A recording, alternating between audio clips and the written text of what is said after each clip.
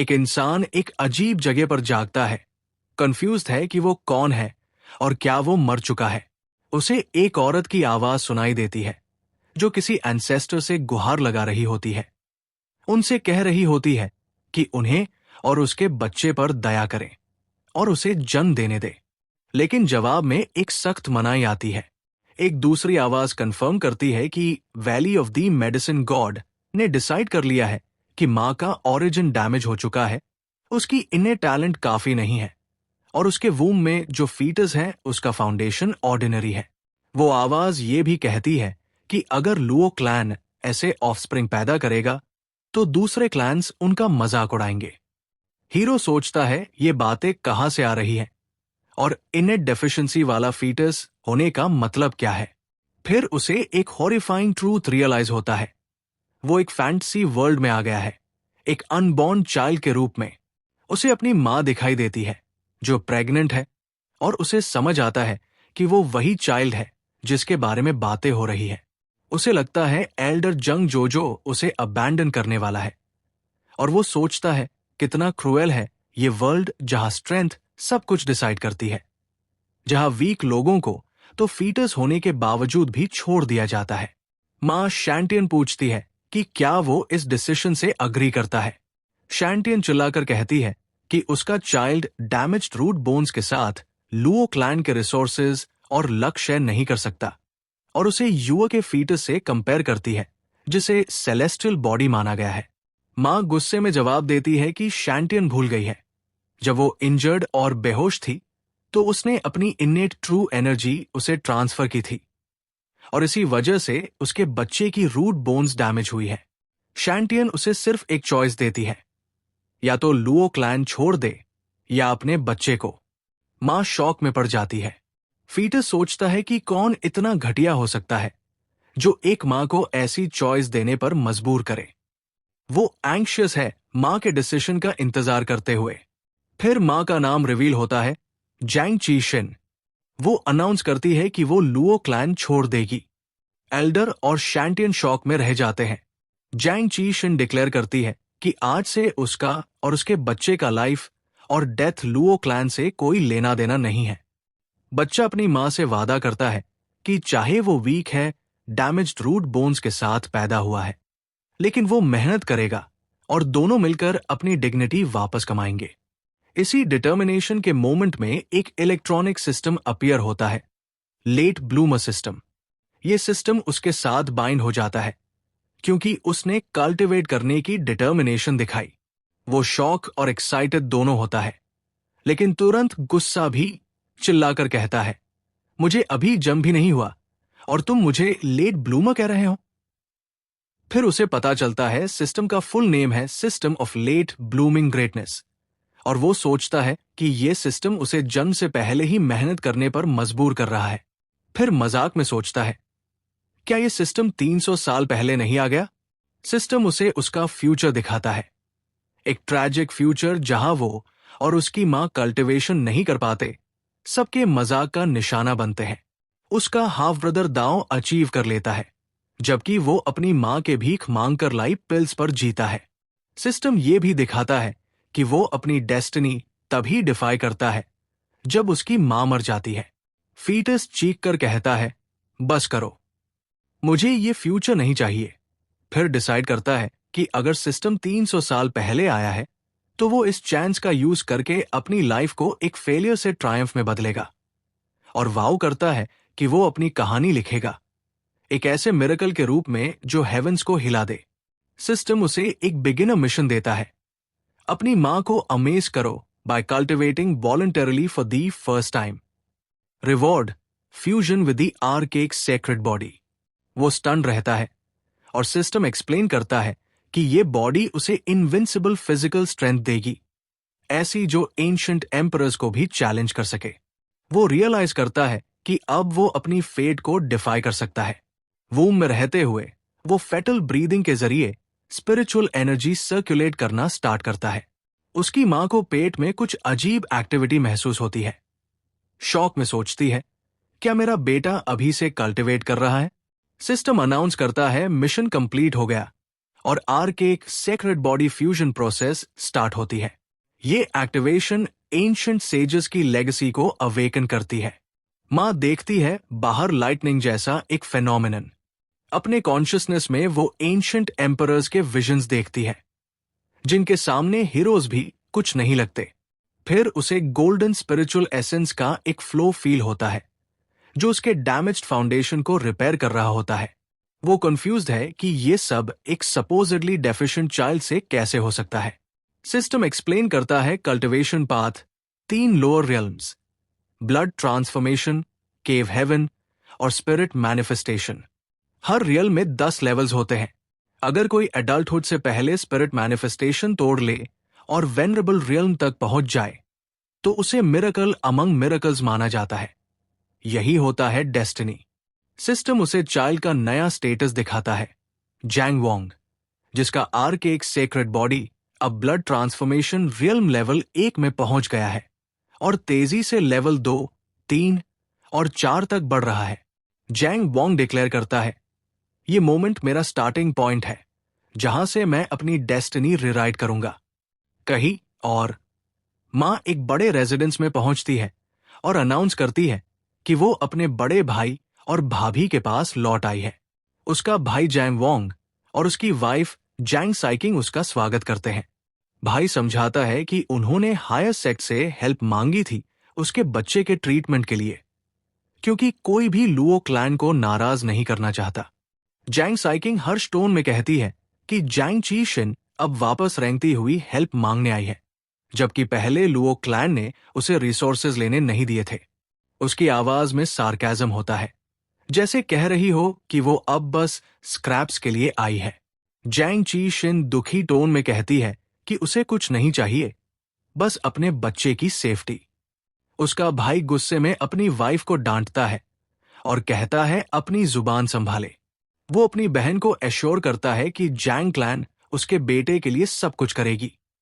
फिर वो उसे शांत करने की कोशिश करता है, कहता है अपनी भाभी की बातों को दिल पर मत लेना, वो बस जुबान की तेज है, बट एक्चुअली काइंड हार्टेड। जैंग ची शिन उसे एश्योर करती है कि उसे कोई फर्क नहीं पड़ता और वो अपनी भाभी की नेचर अच्छे से जानती है। इस बीच फीटस जैंग वोंग सोच रहा होता है कि उसकी मां के साथ वैसे बुरा बिहेव नहीं हो रहा जैसे उसने सोचा था, बल्कि उसे जैंग क्लैन में एक वार्मथ और वेलकम फील हो रहा था, जो उसने लुओ क्लैन में कभी एक्सपीरियंस नहीं किया था। उसके थॉट्स तब इंटरप्ट होते हैं जब जैंग ची शिन के पेरेंट्स वापस आते हैं, अनाउंस करते हुए कि वो एक डिस्टिंग्विश्ड फिगर के साथ आए हैं, sage Miao from the palace of creation sage. Foetus उस सेज की ब्रेथ टेकिंग ब्यूटी देखकर मेस्मराइज्ड हो जाता है। सोचता है ये ब्यूटी तो बिल्कुल एक एक्साइएनजी शिया फैंटेसी वर्ल्ड के लायक है। तभी उसका इलेक्ट्रॉनिक सिस्टम दोबारा अपीयर होता है, एक नया मिशन प्रेजेंट करते हुए, late blooming greatness. जैंग Wong realise करता है कि सिस्टम ऑटोमेटिकली रिएक्ट करता है जब भी कोई पावरफुल पर्सन नियर बाय होता है। वो डिसाइड करता है कि सेज मियाओ इस वक्त उसका बेस्ट ऑप्शन है। उसके दिमाग में प्लान बनता है, अगर वो अपना टैलेंट जल्दी दिखाएं तो क्लैन उसकी मां को और ज्यादा वैल्यू देगा। मां जैंग ची शिन सेज के पास जाकर रिस्पेक्टफुली हेल्प मांगती है, जबकि फीटस अंदर ही अंदर प्लान कर रहा होता है कि अपने आर्केक सेक्रेड बॉडी की पावर से सेज को अमेज करेगा। सेज मियाओ सबसे कहती है कि वो हॉल के बाहर वेट करें। वो खुद मां और फीटस का एग्जामिनेशन करेगी। सेज मां को रियश्योर करती है कि वो कोई स्पिरिचुअल पावर यूज नहीं करेगी क्योंकि फीटस वीक है। फीटस वीक शब्द सुनकर सार्कास्टिकली सोचता है, मुझे वीक कह रही है, कहकर तो देखो मेरे आर्केक सेक्रेड बॉडी को। जैसे ही सेज अपना हाथ मां के रिस्ट पर रखती है, उसका एक्सप्रेशन चेंज हो जाता है। उसे एक टेरिफाइंग ऑरा फील होती है, एक ऐसी जो केओटिक प्रिमोर्डियल एरा से आती लगती है। मां घबराकर पूछती है, क्या हो रहा है? सेज अस्टोनिश्ड एक्सप्रेशन के साथ पूछती है, क्या इस चाइल्ड को पहले ही इनेट पावर डेफिशिएंट डायग्नोज कर दिया गया था? मां कंफर्म करती है कि हाँ, ये लुओ क्लैन के हीलर्स का ही डायग्नोसिस था। सेज कहती है, मैं खुद देखूंगी इस चाइल्ड की पोटेंशियल की डेप्थ और अपनी पावर यूज करके फीटस को एग्जामिन करना स्टार्ट करती है। फीटस फील करता है कि उसकी होने वाली मास्टर अभी सेटिस्फाई नहीं हुई, तो वो अपनी फुल पावर अनलीश करने का डिसाइड करता है और कमांड देता है, archaic sacred body open up. Says shock होते हुए नोटिस करती है कि ये छोटा सा चाइल्ड अभी भी गिव अप नहीं कर रहा। वो उसके फाइटिंग स्पिरिट की तारीफ करती है, कहती है, अगर मैं यहां चांस से नहीं आई होती तो दुनिया एक अनपैरालल्ड जीनियस खो देती। मां पूरी तरह स्टन्ड है, क्योंकि वहां मौजूद किसी को भी फीटस के इन्नेट बोन स्ट्रक्चर की ट्रू नेचर का आइडिया नहीं है। सेज सजेस्ट करती है कि वो अपना स्पेशल ट्रेजर यूज करेगी जो सब सच दिखाता है, ताकि वो उस पर लाइट डाल सके। मां ग्रैटिट्यूड के साथ उसका शुक्रिया करती है। जब सेज और मां हॉल से बाहर आती है, सब क्लैन मेंबर्स एंग्शियस होते हैं, सोच रहे होते हैं कि टेस्ट जल्दी खत्म हो गया, मतलब बच्चा बचा नहीं। लेकिन सेज उन्हें कहती है कि ऐसे नेगेटिव सोच मत रखो और अनाउंस करती है, ये चाइल्ड सिर्फ अनहार्म्ड नहीं है, बल्कि इसके पास अनपैरालल्ड टैलेंट है। सेज मियाओ कंफर्म करती है कि उसने जो देखा वो एब्सोल्यूट ट्रूथ है और कहती है कि ये उसके लिए खुद एक गुड फॉर्चून है कि वो यहां आई और इस बात की विटनेस बनी। ग्रैंडफादर स्टंट खड़ा रहता है, सोचता है कैसे उसका ग्रैंडसन इतना टैलेंटेड हो सकता है, जब सब कहते थे उसके पास कोई नेचुरल टैलेंट नहीं। सेज कहती है, वो सब एक इग्नोरेंट डॉक्टर की बकवास थी। फिर वो अपना ट्रेजर यूज करती है, जिससे एक स्टनिंग विजन जैंग क्लैन के सामने अपीयर होता है। 9 गोल्डन ड्रैगन्स एक मैसिव ब्रॉन्ज कॉफिन को स्काई में खींच रहे होते हैं। ये देखकर सब शॉक और ऑ में रह जाते हैं। सेज एक्सप्लेन करती है कि उन 9 सॉवरेन ड्रैगन्स में से सिर्फ एक भी पूरा जैंग क्लैन को एक फिंगर से क्रश कर सकता है। क्लैन मेंबर्स वंडर करते हैं कि कौन है जो उस कॉफिन के अंदर है, और विजन रिवील करता है एक यंग मैन को जो बिल्कुल अपनी मां जैंग ची शिन जैसा लगता है। सेज रियलाइज करती है आर्क एक सेक्रेड बॉडी जैंग क्लैन में जन्मा है और एक हेवनली एम्परर पैदा होने वाला है। ग्रैंडफादर और ग्रैंडमदर खुशी से रो पड़ते हैं। ग्रैंडमदर आंसुओं के साथ कहती है, स्वर्ग ने हमारे क्लैन को सच में ब्लेस किया है। मां जैंग ची शिन अपने पेट को देखकर गर्व से कहती है, मेरे बच्चे, तूने मुझे सच में सम्मान दिया है।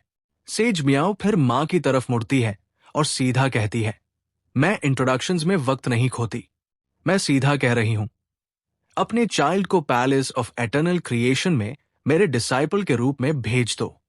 मैं खुद उसकी ट्रेनिंग और ग्रोथ सुपरवाइज करूंगी, जब तक वो दुनिया में एक अनपैरालल्ड फोर्स न बन जाए।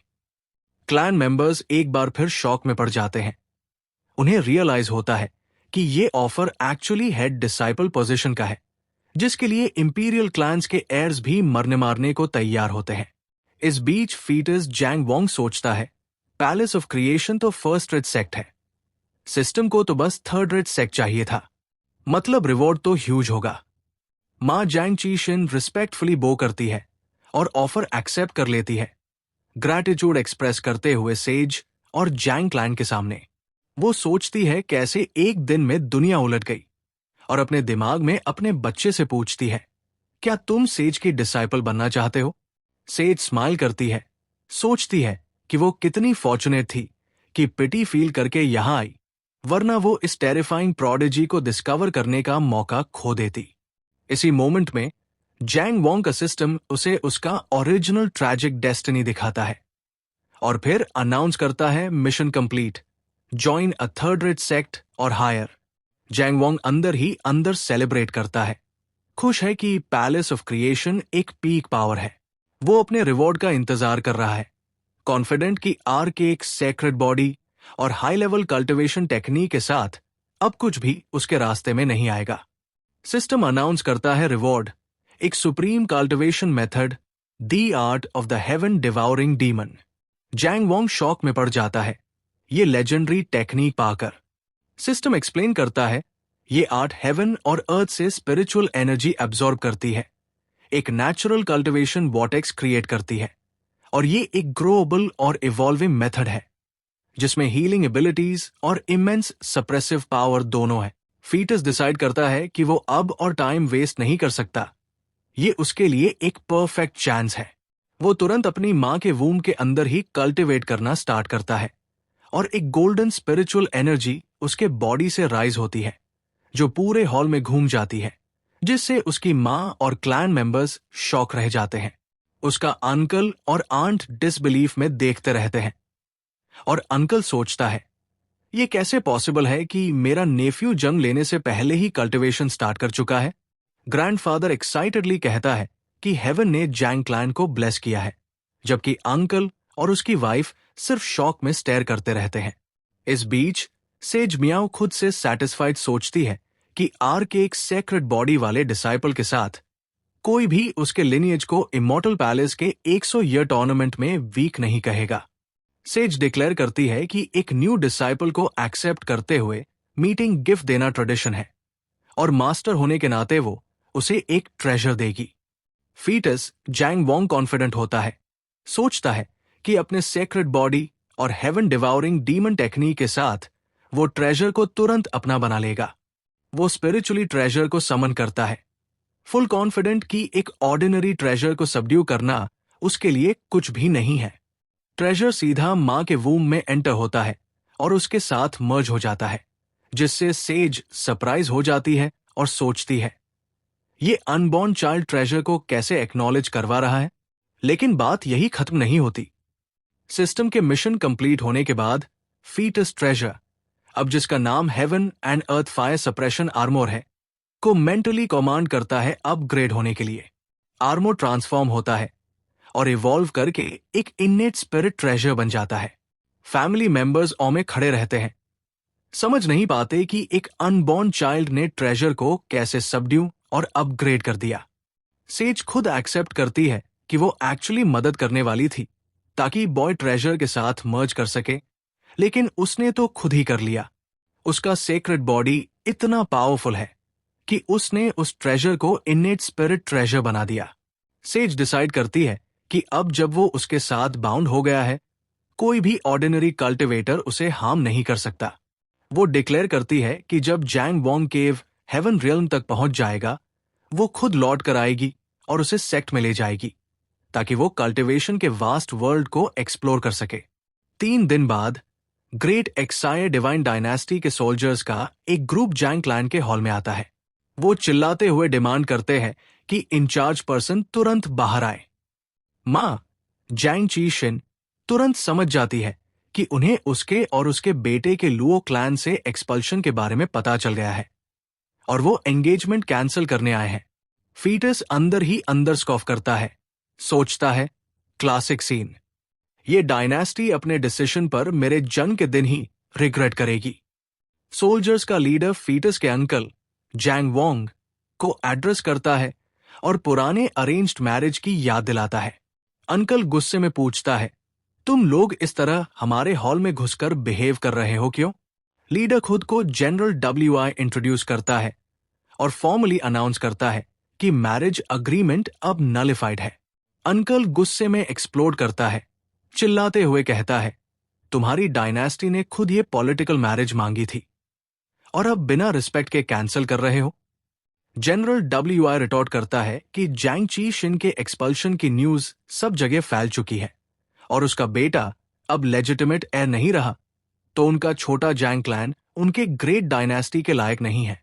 फीटस अंदर से स्कॉफ करता है, सोचता है कि ये लोग उसके इन्ने टैलेंट को डेफिशिएंट कह रहे हैं, लेकिन वो वाव करता है कि ये जनरल उसके सामने घुटने टेक कर उसकी प्रिंसेस के लिए भीख मांगेगा उसके जन्म के दिन। जनरल अपनी इंसल्ट कंटिन्यू करता है, कहता है कि उनके एम्परर ने दया दिखाई जो उसे भेजा, वरना ये लोग इंपीरियल हॉल के सामने नील कर रहे होते। वो प्राउडली कहता है कि उनकी प्रिंसेस एक इंपीरियल मैरिज डिजर्व करती है, न कि एक इंफीरियर डेफिशिएंट रूट के साथ। अंकल गुस्से में कहता है कि वो उसे एक्सिक्यूट करेगा अपने नेफ्यू को इंसल्ट करने के लिए, लेकिन जनरल WI स्कॉफ करता है और फीटस पर अटैक करने के लिए मूव करता है ताकि उसे यूजलेस ट्रैश कहकर खत्म कर दे। फीटस अपनी मां पर होने वाले अटैक से फ्यूरियस हो जाता है। तभी एक ह्यूज स्पिरिचुअल हैंड अपीयर होती है और जनरल का अटैक रोक लेती है। जनरल शॉक में चिल्लाता है, एल्डर्स, कॉल द एल्डर्स।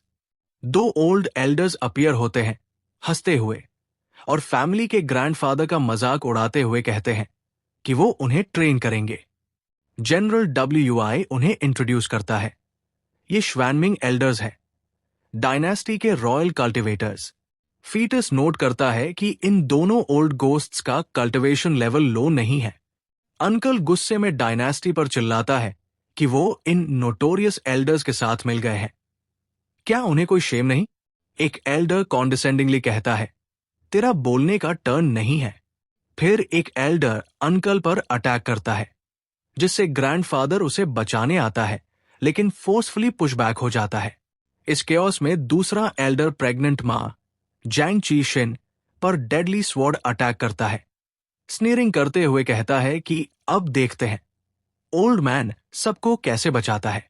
तुरंत सिस्टम वार्निंग देता है, फैटल थ्रेट डिटेक्टेड, और इमरजेंसी मिशन देता है, protect your mother from being killed. Foetus गुस्से में जल उठता है, सोचता है कि प्रेग्नेंट वुमन को टारगेट करना सबसे गिरी हुई बात है। वो haven devouring demon art activate करता है और कमांड देता है अटैक को एब्जॉर्ब करने का। एक वॉर्टेक्स फॉर्म होता है जो एल्डर्स के अटैक की स्पिरिचुअल पावर को खींच लेता है। दोनों एल्डर्स शॉक में रहते हैं, उनका पावर अचानक वैनिश हो गया। ग्रैंडफादर कंफ्यूज्ड होता है, सोचता है किसने इंटरवीन किया। दोनों टेरिफाइड एल्डर्स मिलकर अटैक करते हैं, ब्लू गोस्टली हैंड्स लॉन्च करते हुए। फीटस अपना इनेट स्पिरिट ट्रेजर यूज करता है, heaven and earth cold flame barrier, ताकि उन्हें जलाकर खत्म कर सके। फ्लेम्स इतनी इमेंस पावर से इरप्ट होती है कि एल्डर्स टेरिफाइड हो जाते हैं, रियलाइज करते हैं कि वो एक इनेट स्पिरिट ट्रेजर के सामने है। एक एल्डर डिमांड करता है, कौन छिपा है?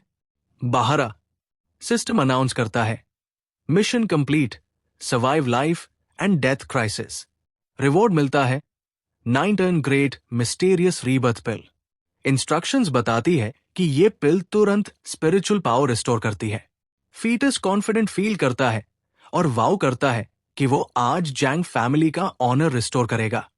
माइल्स अवे, सेज मियाओ को स्पिरिट ट्रेजर का एक्टिवेशन फील होता है। वो अमेज होती है कि उसका डिसाइपल सिर्फ 3 दिन में उसे यूज कर रहा है। अपनी पावर फोकस करके वो देखती है क्या हो रहा है, और एक स्पिरिचुअल प्रोजेक्शन उसकी जैंग फैमिली के हॉल के ऊपर अपीयर होती है, एंग्रली चिल्लाती हुई, कौन है वो अंधा बेवकूफ जो मेरे डिसाइपल को हार्म करने की हिम्मत करता है? वो फोर्सफुली हॉल के अंदर डिसेंड करती है, लाउडली डिक्लेयर करते हुए कहती है, ये child palace of eternal creation का हेड डिसाइपल है। बताओ, किसने हिम्मत की मेरे डिसाइपल पर अटैक करने की? फीटस अपनी मास्टर की प्रेजेंस देखकर सरप्राइज्ड होता है, गेस करता है कि शायद उसने ट्रेजर के अंदर कोई इमरजेंसी मेजर छोड़ा था। एक एल्डर डिसबिलीफ में आकर सेज के प्रोजेक्शन पर अटैक करता है, अक्यूज करता है कि वो सब फेक है, लेकिन सेज इजीली उसका अटैक काउंटर कर देती है और फीटस कॉफ करता है।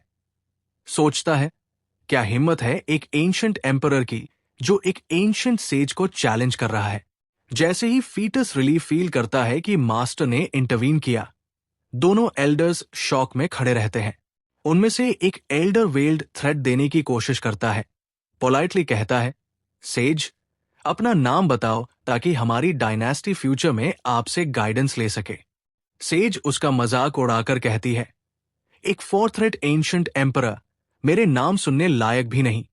उसी मोमेंट ग्रैंडफादर अपनी मास्टर के छोड़े हुए स्पिरिट क्रेन को एक्टिवेट करता है और एक एल्डर पर डायरेक्ट अटैक करता है, उसे ब्रूटल तरीके से डिफीट करता है। एल्डर जमीन पर गिरता है, पूरा खून से कवर।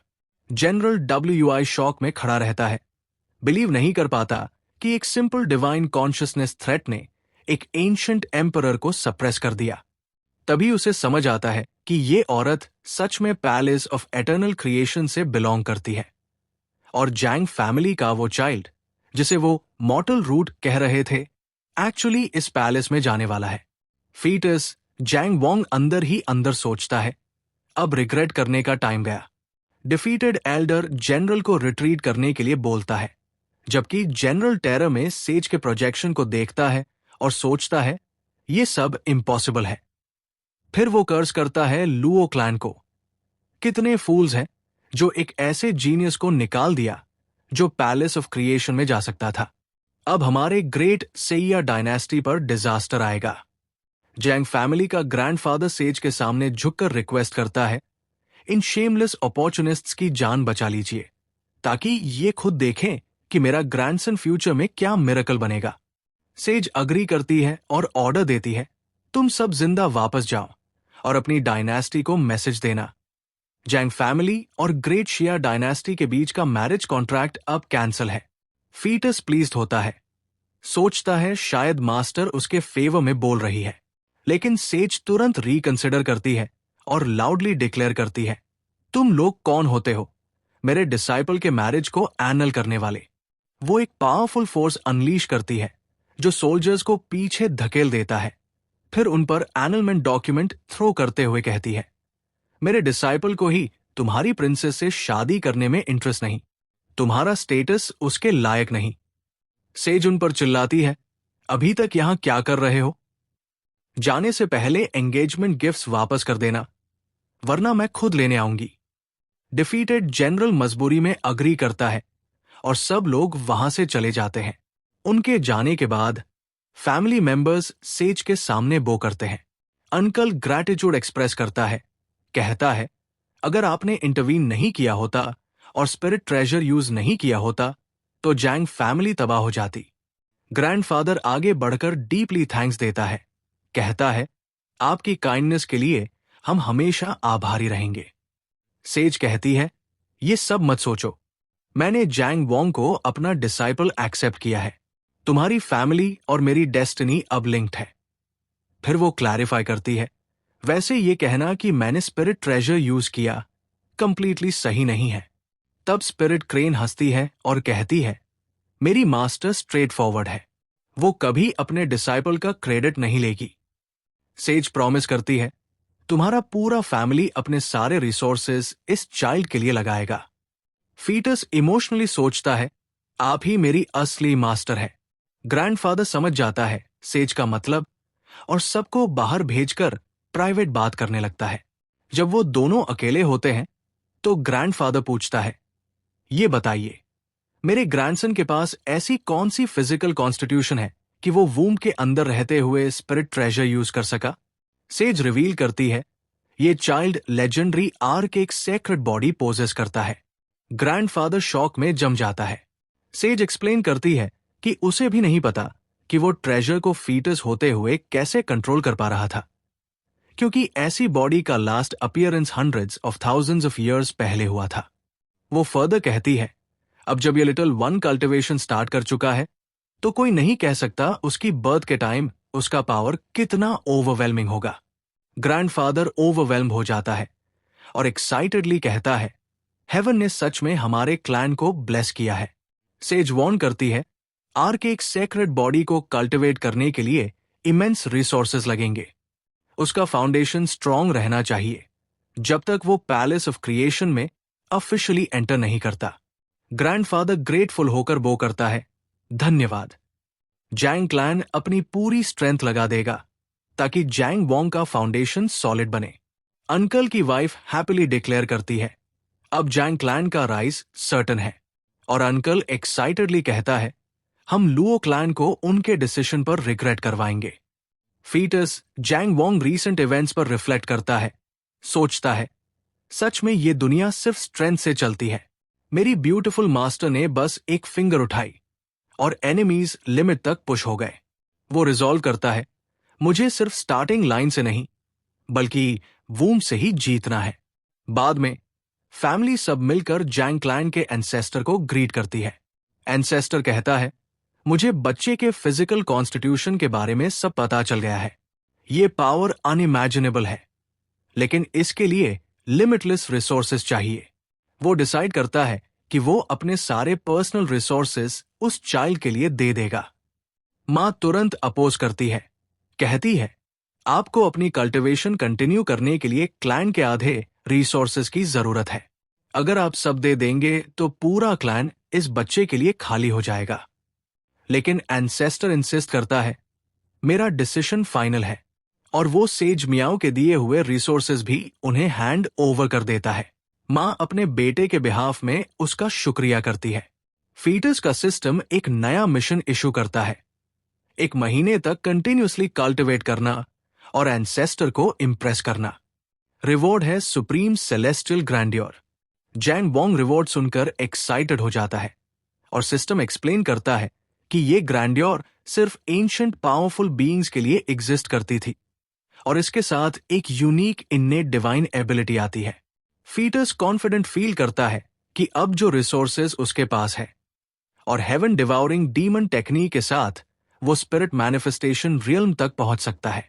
उसे लगता है कि अगर एक अनबॉर्न चाइल्ड भी इस पीक तक पहुंच जाए तो एंसेस्टर डेफिनेटली इंप्रेस हो जाएगा और वो तुरंत कल्टीवेशन स्टार्ट कर देता है। 1 महीने बाद एंसेस्टर बोर और रेस्टलेस फील करता है और डिसाइड करता है कि चलो अपने ग्रैंडसन को चेक करता हूं। वो पूरा महीना जैंग फैमिली के प्रोडिजी को गार्ड करता रहा था, लेकिन उसने उसकी कल्टीवेशन प्रोग्रेस चेक नहीं की थी। जब वो फाइनली देखता है तो शॉक हो जाता है। उसका ग्रैंडसन सिर्फ 1 महीने में स्पिरिट मैनिफेस्टेशन रियल्म के पीक तक पहुंच गया था। उसी वक्त फीटस सोच रहा होता है कि वो एक्चुअली 3 दिन पहले ही पीक पहुंच गया था और आज वो वेनरेबल रियल्म तोड़ने की कोशिश करेगा। सोचता है क्या वो सक्सेसफुल हो पाएगा। जैसे ही एंसेस्टर उसका लेवल चेक करता है, सिस्टम अनाउंस करता है, मिशन कंप्लीट, इंप्रेस दी एंसेस्टर। फीटस स्मर करता है, सोचता हुआ कि एंसेस्टर को इंप्रेस करना कितना इजी था। रिवॉर्ड सुप्रीम ग्रैंडियर एक स्पिरिचुअल स्केल्टन के फॉर्म में अपीयर होती है। फीटस उसका ऑरा महसूस करता है जो उसके बॉटलनेक को ईज कर देता है। सिस्टम ऑटोमेटिकली उस ग्रैंडियर को फ्यूज करना स्टार्ट करता है। फीटस डिसाइड करता है कि वो अपने एंसेस्टर को और सरप्राइज करेगा और फ्यूजन के दौरान उस ग्रैंडियर की पावर बोरो करके वेनरेबल रियल्म तोड़ने की कोशिश करता है। वो नोटिस करता है कि एक पर्पल एनर्जी उस ग्रैंडियर से एमिनेट हो रही है और वो प्लीज्ड फील करता है। एंसेस्टर वरीड हो जाता है, रियलाइज करता है कि उसका ग्रैंडसन ब्रेक थ्रू करने जा रहा है और उसे लगता है कि ये रेकलेस एडवांस उसके फाउंडेशन को डैमेज कर सकता है। उसी टाइम माँ को भी अपने चाइल्ड के अंदर एक नया ऑरा फील होता है। ब्रेक थ्रू सरप्राइजिंगली इजीली हो जाता है और फीटस डिस्कवर करता है कि सुप्रीम ग्रैंडियर से मिली हुई डिवाइन एबिलिटी एक्चुअली टाइम से रिलेटेड है। वो रियलाइज करता है कि वो थोड़ा हैस्टी था और अभी के लिए वेनरेबल रियल्म ही उसका लिमिट था। लेकिन अब इस न्यू एबिलिटी के साथ वो टाइम के फ्लो को स्लो डाउन कर सकता है, जिससे वो अपनी बर्थ से पहले भी और हायर लेवल्स तक पहुंच सकता है। एंसेस्टर ऑ में आ जाता है, उस ऑरा को महसूस करके जो उसके ग्रैंडसन से एमिनेट हो रही होती है। एक ऐसी ऑरा जिसमें लॉज ऑफ टाइम के ट्रेसेस होते हैं। वो एक्सेप्ट करता है कि अब वो अपने ग्रैंडसन की एबिलिटीज समझ भी नहीं सकता और खुशी से हंस पड़ता है। डिक्लेयर करता है कि हेवन ने जैंग फैमिली को सच में ब्लेस किया है। कुछ महीने बाद जैंगसन लेबर में जाती है। पूरी फैमिली 3 घंटे तक एंग्शियस होकर बाहर वेट करती है और मिडवाइफ उसे होल्ड ऑन करने को कहती है। जैसे ही जैंग वोंग का जन्म होता है, सिस्टम अनाउंस करता है, इनेट एंशिएंट इमॉर्टल रियल्म अचीव्ड। उसकी बर्थ के साथ एक बड़ा सेलेस्टियल फेनोमेनन होता है, जिसकी वजह से कई बड़े फिगर्स आसमान से उतरकर कॉन्ग्रेचुलेशंस देने आते हैं। ऑनलुकर्स वंडर करते हैं कि एक ऑर्डिनरी ट्रू इमॉर्टल ऐसा कॉस्मिक फेनोमेनन कैसे कॉज कर सकता है। तब एक उनमें से कहता है कि ये विजन शायद उस चाइल्ड की वजह से है जिसे ग्रेट सैया डायनेस्टी ने रिजेक्ट कर दिया था। एक वाइसर पर्सन उसे स्कोल्ड करता है और कहता है कि वो रूमर्स पुराने हो गए। फिर वो रिवील करता है कि जैंग फैमिली का ये चाइल्ड इतना एक्स्ट्राऑर्डिनरी है कि पैलेस ऑफ एटर्नल क्रिएशन की एक सेज ने उसे तब डिसाइपल बना लिया था जब वो अभी वूम में ही था। तभी ग्रेट शिया डायनेस्टी का एम्परर खुद अपीयर होता है। रियलाइज करता है कि इस चाइल्ड का कमोशन इग्नोर करना इम्पॉसिबल है। लेजेंडरी सेलेस्टियल फिनोमेना एक के बाद एक अपीयर होते जाते हैं। Golden lotus of the bitter sea, फिर स्प्लेंडेड रिवर्स एंड माउंटेन्स और फिर bright stars in the sky. Emperor recognize करता है last phenomenon yin yang life and death diagram, जो हजारों साल से नहीं देखा गया था। लेकिन न्यूबॉर्न जैंग वॉन्ग अभी रुकता नहीं।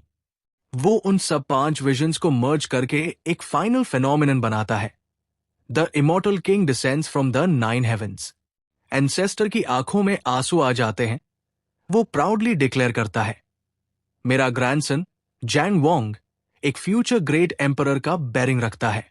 Emperor of Xia dynasty regret feel करता है, विश करता है कि काश ये चाइल्ड उसके डायनेस्टी में पैदा होता। वो ब्रीफली सोचता है कि शायद मैरिज रीअरेंज करे, लेकिन शेम के कारण आइडिया डिसमिस कर देता है। मीनवाइल मां अपने बच्चे को गॉड में लेकर कहती है, तुम ही मेरी असली प्राइड हो। ऑनलुकर्स कमेंट करते हैं कि अब लुओ क्लैन को सच में अपने डिसीजन का रिग्रेट हो रहा होगा। लेकिन एम्परर ग्रिम हो जाता है, रियलाइज करता है कि उसने एक ऐसे प्रोडिजी को ऑफेंड किया है जिसे अब सिर्फ एक ऑप्शन बचा है, उसे क्रेडल में ही एलिमिनेट कर दो। 5 साल बाद जैंग वॉन्ग एक छोटे चाइल्ड के रूप में दिखाई देता है, मेडिटेशन में बैठा हुआ, अपनी टाइम स्लो एबिलिटी यूज करते हुए। एंशिएंट किंग रियल्म के पीक तक पहुंच चुका होने के बाद भी वो फील करता है कि उसका प्रोग्रेस स्लो है। कुछ एंथुजियास्टिक सर्वेंट्स उसे डिस्टर्ब करते हैं, रेस्ट लेने के लिए कहते हैं और इमॉर्टल फ्रूट ऑफर करते हैं। वो उनके ओवर एंथुजियाज्म से इरिटेट हो जाता है। जैंग वॉन्ग मेडिटेशन से उठता है और अपने एंसेस्टर को ग्रीट करता है, जो उसका वेट कर रहा होता है। एंसेस्टर उस 5 ईयर ओल्ड जैंग वॉन्ग को प्रेस करता है, बोलता है, तुम ऑलरेडी एंशिएंट किंग रियल्म के पीक पर हो और कुछ सालों में मैं खुद तुम्हारे साथ पेस नहीं रख पाऊंगा। जैंग वॉन्ग हम्बल टोन में रिस्पॉन्ड करता है। जैंग वॉन्ग हम्बल टोन में एक्सप्लेन करता है कि वो पिछले 1 महीने से प्रोग्रेस नहीं कर पा रहा और एक बॉटल नेक में फंसा हुआ है। रियलिटी में जैंग वॉन्ग एक डिलेमा फेस कर रहा था।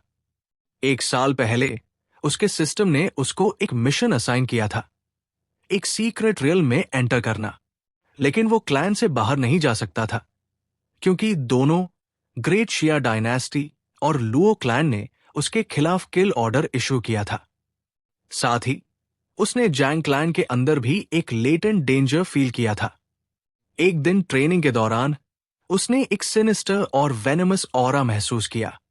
उसका सोर्स ट्रेस करते हुए वो क्लैन के बैक माउंटेन तक पहुंच गया। वहां उसने रियलाइज किया कि एक टेरिफाइंग और मैलेवलेंट एंटिटी एग्जिस्ट करती है और उसकी करंट स्ट्रेंथ के साथ वो उसके अगेंस्ट मैच नहीं कर सकता। जैंग वॉन्ग ने एक डीमन सप्रेशन अरे डिस्कवर किया, लेकिन नोटिस किया कि ये पावरफुल सील भी डैमेज दिखाने लगा है। इंटरनल थ्रेट और एक्सटर्नल किल ऑर्डर के साथ उसे लगता है कि उसकी करंट स्ट्रेंथ कंप्लीटली इनएडिक्वेट है। वो डिसाइड करता है कि उसे बाहर जाकर सीक्रेट रियल्म फाइंड करनी होगी ताकि वो जल्दी अपनी पावर इंक्रीज कर सके। वापस अपने एंसेस्टर के साथ कॉन्वर्सेशन में जैंग वॉन्ग बताता है कि उसने बैक माउंटेन में कुछ सेंस किया। एंसेस्टर कंफर्म करता है कि उसने भी फील किया था और रियश्योर करता है कि ये एंटिटी नॉर्मल सर्कमस्टेंसेज में सील को ब्रेक नहीं कर सकती।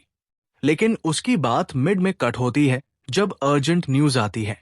एक क्लैन मेंबर दौड़ कर आता है और इन्फॉर्म करता है कि एक सेज का सीक्रेट रियल्म उनके ईस्टर्न सी में अपीयर हुआ है और ज़ेया डायनेस्टी और लुओ क्लैन ने ऑलरेडी इसे कंट्रोल करने के लिए अलायंस कर लिया है। एंसेस्टर तुरंत एक क्लैन मीटिंग कॉल करता है। जैंग वॉन्ग इंसिस्ट करता है कि वो अटेंड करे, बोलता है कि अब वो एंशिएंट किंग रियल्म में पहुंच चुका है और क्वालिफाइड है। एंसेस्टर अग्री करता है। मीटिंग में एंसेस्टर अनाउंस करता है कि पहला मैटर उसके ग्रैंडसन का है।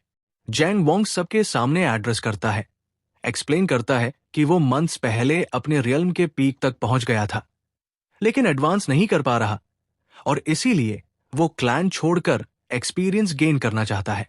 अटेंडीज उसका लेवल कंफर्म करते हैं। एल्डर्स एडमायर करते हैं उसकी रैपिड प्रोग्रेस, लेकिन स्ट्रांगली ऑब्जेक्ट करते हैं उसके डिपार्चर को। कंसिडर करते हैं कि ये बहुत डेंजरस है और एनिमीज ने क्लियर ट्रैप सेट किया है। एंसेस्टर सजेस्ट करता है कि उसको ब्रेक द एंशिएंट पिल दिलवा दो इंस्टेड ऑफ टेकिंग रिस्क, और अंकल इस सजेशन से अग्री करते हैं। जैंग वॉन्ग सोचता है कि उनका एक्सेसिव अप्रिशिएशन अब उसके डेवलपमेंट में बर्डन बन गया है।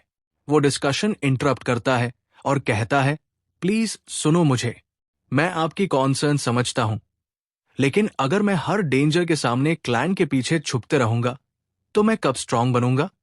मैंने अपने रियल्म के पीक तक पहुंच गया हूं, लेकिन मैंने कभी रियल लाइफ और डेथ बैटल नहीं लड़ी।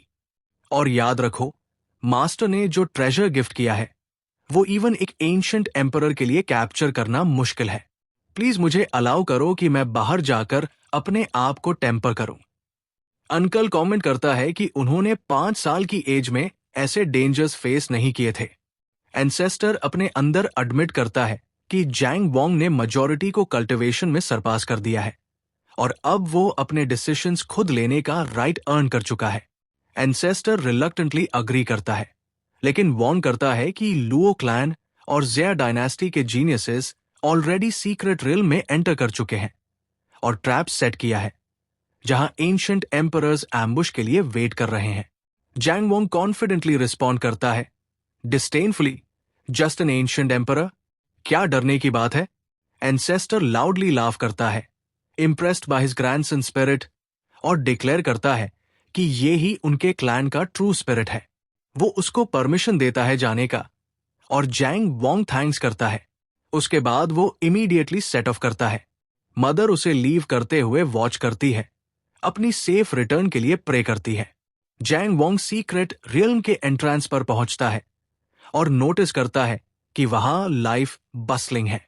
इंफॉर्मेशन गैदर करने के लिए वो एक कल्टिवेटर के पास जाता है और पोलाइटली पूछता है, ये एंशिएंट सेज का सीक्रेट रियल्म है क्या? कल्टिवेटर इनिशियली अननॉड होता है, लेकिन जैंग वोंग के क्लोथ्स की क्वालिटी देखकर रियलाइज करता है कि शायद ये एक यंग मास्टर है फ्रॉम अ ग्रेट क्लैन। वो टोन चेंज करता है और अफर्म करता है।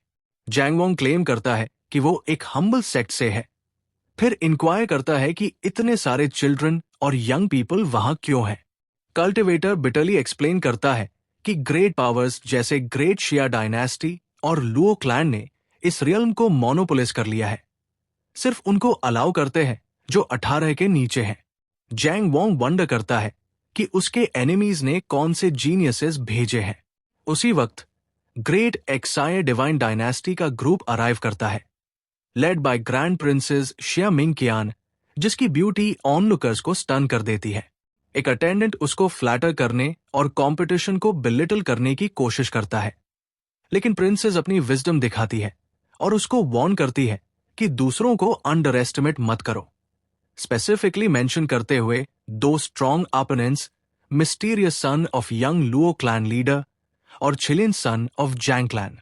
वो एक्सप्रेस करती है रिग्रेट कि उनकी डायनेस्टी ने एक पावरफुल एलाई लूज किया।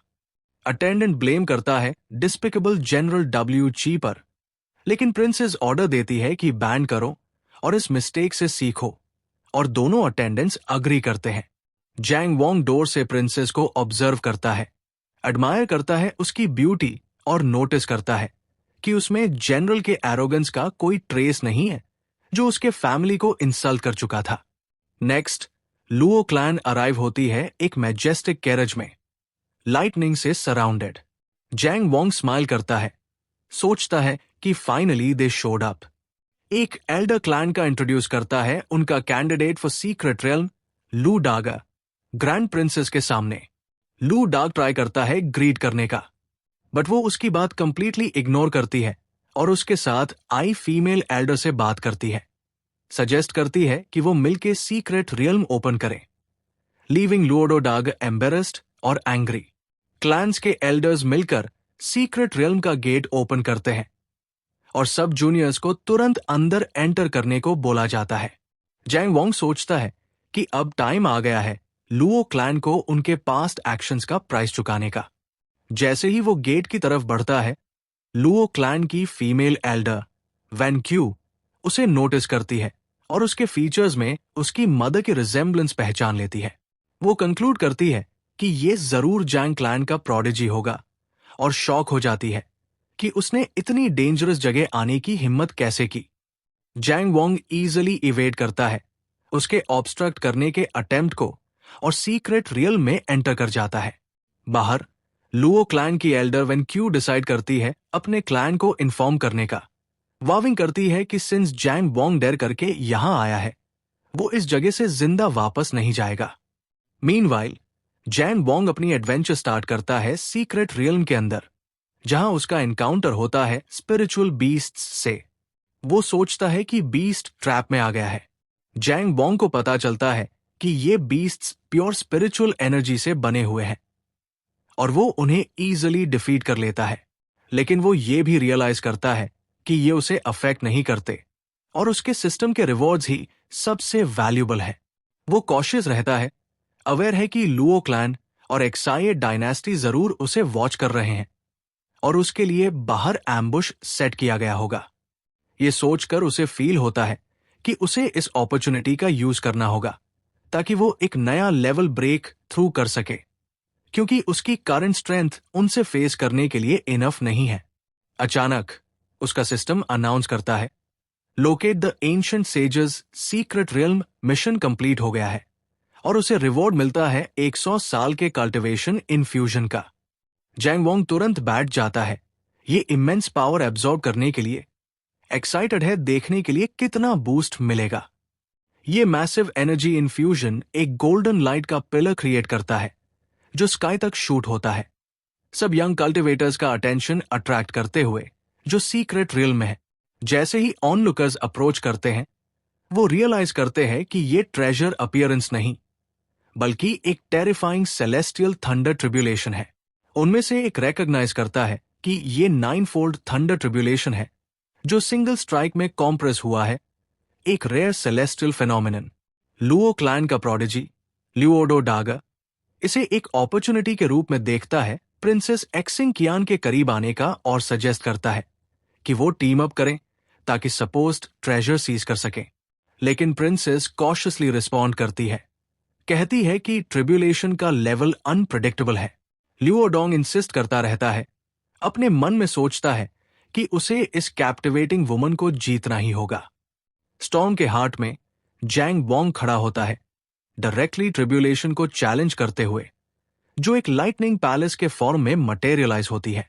लाइटनिंग उसे पावरफुली स्ट्राइक करती है, लेकिन पहला हिट लेने के बाद वो स्कॉफ करता है उसकी वीकनेस पर। फिर वो haven devouring demon art use करता है ट्रिब्यूलेशन की पावर को एब्जॉर्ब करने के लिए। उसके बाद वो एक आर्मोर्ड वॉरियर से फेस टू फेस फाइट करता है जो लाइटनिंग से बना होता है। जैंग वोंग इजिली लाइटनिंग स्ट्राइक्स पैरी करता है और वॉरियर की तरफ रश करता है। वॉरियर एंग्री हो जाता है और एक पावरफुल लाइटनिंग स्ट्राइक अनलीश करता है, लेकिन जैंग वोंग अपने क्लैन की स्ट्रॉन्गेस्ट स्वॉर्ड टेक्निक्स यूज करता है एक फाइनल ब्लो देने के लिए। बाकी सब लोग दूर से देख रहे होते हैं, कंप्लीट कंफ्यूजन में, सोच रहे हैं कौन सी एंटिटी इतना टेरिफाइंग सेलेस्टियल थंडर अट्रैक्ट कर सकती है। तभी उनमें से एक नोटिस करता है एक ह्यूमन फिगर स्टॉर्म के सेंटर में। प्रिंसेस एक स्टनिंग और इम्पॉसिबल कंक्लूजन पर पहुंचती है, कोई ट्रिब्यूलेशन अंडरगो कर रहा है to become an ancient emperor. और क्योंकि ये सीक्रेट रियल्म एज रिस्ट्रिक्टेड है, इसका मतलब है एक 18 साल से छोटी एज का लड़का ये अनप्रेसिडेंटेड फीट अचीव कर रहा है। लियोडो डार्क ट्रिब्यूलेशन वॉच करता है और रियलाइज करता है कि जो इंसान उसे अंडरगो कर रहा है वो बिल्कुल अनहार्म्ड है। वो डिसाइड करता है कि अगर इसे अब एलिमिनेट नहीं किया गया तो ये फ्यूचर में डिजास्टर बन जाएगा। वो प्लान करता है थंडर के कवर में उसे असैसिनेट करने का अगर अपॉर्चुनिटी मिले। ट्रिब्यूलेशन की पावर इतनी इंटेंसिफाई होती है कि वो सीक्रेट रियल्म को ही टीयर करने लगती है और ऑनलुकर्स पैनिक में भाग जाते हैं। लियोडोंग सिचुएशन का फायदा उठाता है प्रिंसेस एक्सिंग कियान को शॉकवेव से प्रोटेक्ट करने के लिए और वो उसका थैंक यू करती है। स्टॉर्म के सबसाइडिंग के बाद मिस्टीरियस फिगर डिसअपियर हो जाता है, जिससे सब लोग बिलीव करते हैं कि वो अपनी ट्रिब्यूलेशन फेल कर गया और बॉडी और सोल दोनों से पेरिश हो गया। लियोडोंग फिर से ट्राई करता है प्रिंसेस को कन्विंस करने के लिए कि वो उसके साथ अलायंस करें। आर्ग्यू करता है कि उनके सामने एक अननोन पावर है और उन्हें एक दूसरे को प्रोटेक्ट करना चाहिए। प्रिंसेस पोलाइटली रिफ्यूज करती है, कहती है कि वो ऑलरेडी एक टीम फॉर्म कर चुकी है और वेल्ड सार्केज्म के साथ ऐड करती है कि उसकी स्ट्रेंथ बहुत ज्यादा है उसके हम्बल टीम के लिए। लियोडोंग फ्यूरियस हो जाता है रिजेक्शन से और वाव करता है कि एक्सिंग कियान उसकी है और कोई भी उसे रिफ्यूज नहीं करेगा। प्रिंसेस इंप्रेस्ड होती है जैंग वॉन्ग की हैंडसमनेस से। वो लड़का बैठकर सोचता है कि उसे नए मार्शल आर्ट्स सर्च करने होंगे, क्योंकि अपने क्लैन की टेक्निक्स यूज करने से उसकी आइडेंटिटी रिवील हो सकती है। प्रिंसेस उसके पास आती है और उसका अटेंशन गेन करती है। जैंग वॉन्ग सरप्राइज होता है उसकी प्रेजेंस से और रियलाइज करता है कि वो एक्सायो डायनेस्टी से है, लेकिन गेस करता है कि उसने उसे पहचाना नहीं। प्रिंसेस पूछती है क्या वो उससे डरता है, और वो एक इनोसेंट चाइल्ड का रोल प्ले करने लगता है, प्रिंसेस की ब्यूटी को प्रेस करते हुए। उसका चार्म प्रिंसेस पर काम करता है। वो उसके चीक पिंच करती है और उसकी करेज प्रेस करती है। जैंग वॉन्ग एक सैड स्टोरी फैब्रिकेट करता है, क्लेम करता है कि उसका क्लैन गिर गया है और वो सीक्रेट रियल में एंटर करने पर मजबूर हुआ लैक ऑफ रिसोर्सेज के कारण। प्रिंसेस उसे पिटी करती है और उसको इनवाइट करती है अपनी टीम ज्वाइन करने के लिए फॉर हिज सेफ्टी, और वो फेंड एंथुजियाज्म के साथ अग्री कर लेता है। मीनवाइल लियोडोंग इंटेंस हेट्रेड फील करता है जैंग वॉन्ग के लिए, एंग्री है कि उस ब्रैट ने उसके प्रिंसेस के साथ के प्लान्स रूइन कर दिए। He begins to track the princess's group. कुछ ही देर बाद एक वुल्फ जैंग वॉन्ग पर अटैक करता है। जैंग वॉन्ग उस अटैक को इजीली कैच कर लेता है, जिससे प्रिंसेस सरप्राइज हो जाती है, जो उसकी फिजिकल स्ट्रेंथ पर मार्वल करती है। जैंग वॉन्ग अपने आप से सोचता है कि वो अपनी पावर को होल्ड बैक कर रहा था, और रियलाइज करता है कि लुओडोंग उन्हें ट्रैक कर रहा है। लुआ डागा आखिरकार अपीयर होता है, डिक्लेयर करते हुए कि वो इस रियल में प्रिंसेस के लिए एंटर हुआ है, और एक powerful artifact ancient trapping pearl use करता है उसे ट्रैप करने के लिए। जबकि जैंग वॉन्ग अंदर ही अंदर उस आर्टिफैक्ट की पावर पर स्कॉफ करता है, लू डागा मैनियकली लाफ करता है, अपनी डिजायर रिवील करते हुए उसके और उसकी स्पेशल एक्सक्विजिट 9Y बॉडी के लिए, जो जैंग वॉन्ग की इंटरेस्ट को पाई करता है। लेटर कैंपफायर के पास जैंग वॉन्ग अपना एक्ट जारी रखता है। बिग सिस्टर शिया से कहता है कि वो स्कैर्ड है और पूछता है क्या वो उसके साथ सो सकता है। प्रिंसेस उसे टीज करती है, वंडर करती है कि जो लिटिल मॉन्स्टर स्पिरिचुअल बीस्ट्स को टीयर अपार्ट करता है, वो कैसे स्कैर्ड फील कर सकता है। वो इंसिस्ट करता है कि वो सच में स्कैर्ड है, उसे कॉम्प्लीमेंट करता है, और फिर फेंड सीरियसनेस के साथ पूछता है कि क्या उसका कोई दांव कंपेनियन है। प्रिंसेस सैडली रिप्लाई करती है कि नहीं है। जैंग वॉन्ग अपना एक्ट जारी रखता है, फिगनिंग सरप्राइज करते हुए कहता है कि प्रिंसेस जियाओमिंग कियान जैसी ब्यूटीफुल और हाई स्टेटस लड़की के कोई सूटर्स नहीं है। प्रिंसेस उसे एक्सप्लेन करती है कि जो भी मेन उसके पास आते हैं, उनके इंटेंशंस हमेशा इम्प्योर और हिडन एजेंडा वाले होते हैं। जब वो इस एजेंडा के बारे में पूछता है, तो वो अपना सीक्रेट रिवील करती है। पूछती है क्या उसने एक्सक्विजिट 9Y बॉडी के बारे में सुना है। वो एक्सप्लेन करती है कि ये बॉडी अनलॉगॉन के लिए एक्सट्रीमली बेनिफिशियल होती है, जो डुअल कल्टिवेशन प्रैक्टिस करते हैं, और इसी रीजन से ईविल सेक्स ऐसी विमेन को सर्च करते हैं जिनके पास ये बॉडी होती है, ताकि वो उन्हें कल्टिवेशन वेसल्स के रूप में यूज कर सके। जैंग वॉन्ग प्रिटेंड करता है कि उसने समझ लिया, अपनी मुट्ठी फेंड एंगर में क्लेंच करता है और वादा करता है कि वो उसे प्रोटेक्ट करेगा किसी भी बैड गाय से जो उसकी तरफ आने की हिम्मत करेगा। प्रिंसेस उसकी चाइल्डिश जेलसी पर मुस्कुराती है और कहती है कि अब वो रेस्ट करे। जब वो दोनों फायर के पास बैठे होते हैं, जैंग वॉन्ग को फील होता है कि वो आदमी लियोडो डागा अब भी नियर बाय है। कांस्टेंट सर्वेलेंस से अनॉयड होकर वो डिसाइड करता है कि उसे उस एनिमल लियोडो डाग से जल्द छुटकारा पाना होगा, ताकि उसे शांति मिल सके, और वो कैंप से दूर वॉक कर जाता है। प्रिंसेस चिंतित होकर उसका पीछा करती है और जेंटली उसे स्कोल्ड करती है कि वो रेकलेस है और अकेले बाहर नहीं जाना चाहिए। जब वो उससे अपोलोजाइज कर रहा होता है, तभी लू डागा, जो जेलसी में उन्हें वॉच कर रहा था, अपीयर होता है और जैंग वॉन्ग पर अटैक करता है, चिल्लाते हुए कि वो डेथ ढूंढ रहा है। जैंग वॉन्ग कामली मुड़ता है और कहता है कि वो उसका इंतजार कर रहा था। लुआ डागा जैंग वॉन्ग की तरफ एक अटैक लॉन्च करता है। प्रिंसेस बीच में आती है और उनके बीच खड़ी हो जाती है, पूछती है कि लुआ डा का इंटेंशन क्या है।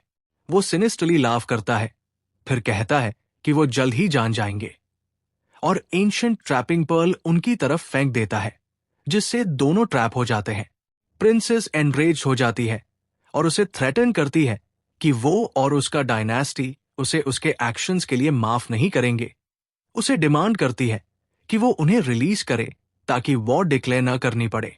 लियोडोंग उसकी थ्रेट्स इग्नोर करता है एक स्माइल के साथ और इनवाइट करता है कि वो ट्राई करे, और प्रिंसेस उसे वार्न करती है कि बाद में रिग्रेट न करे।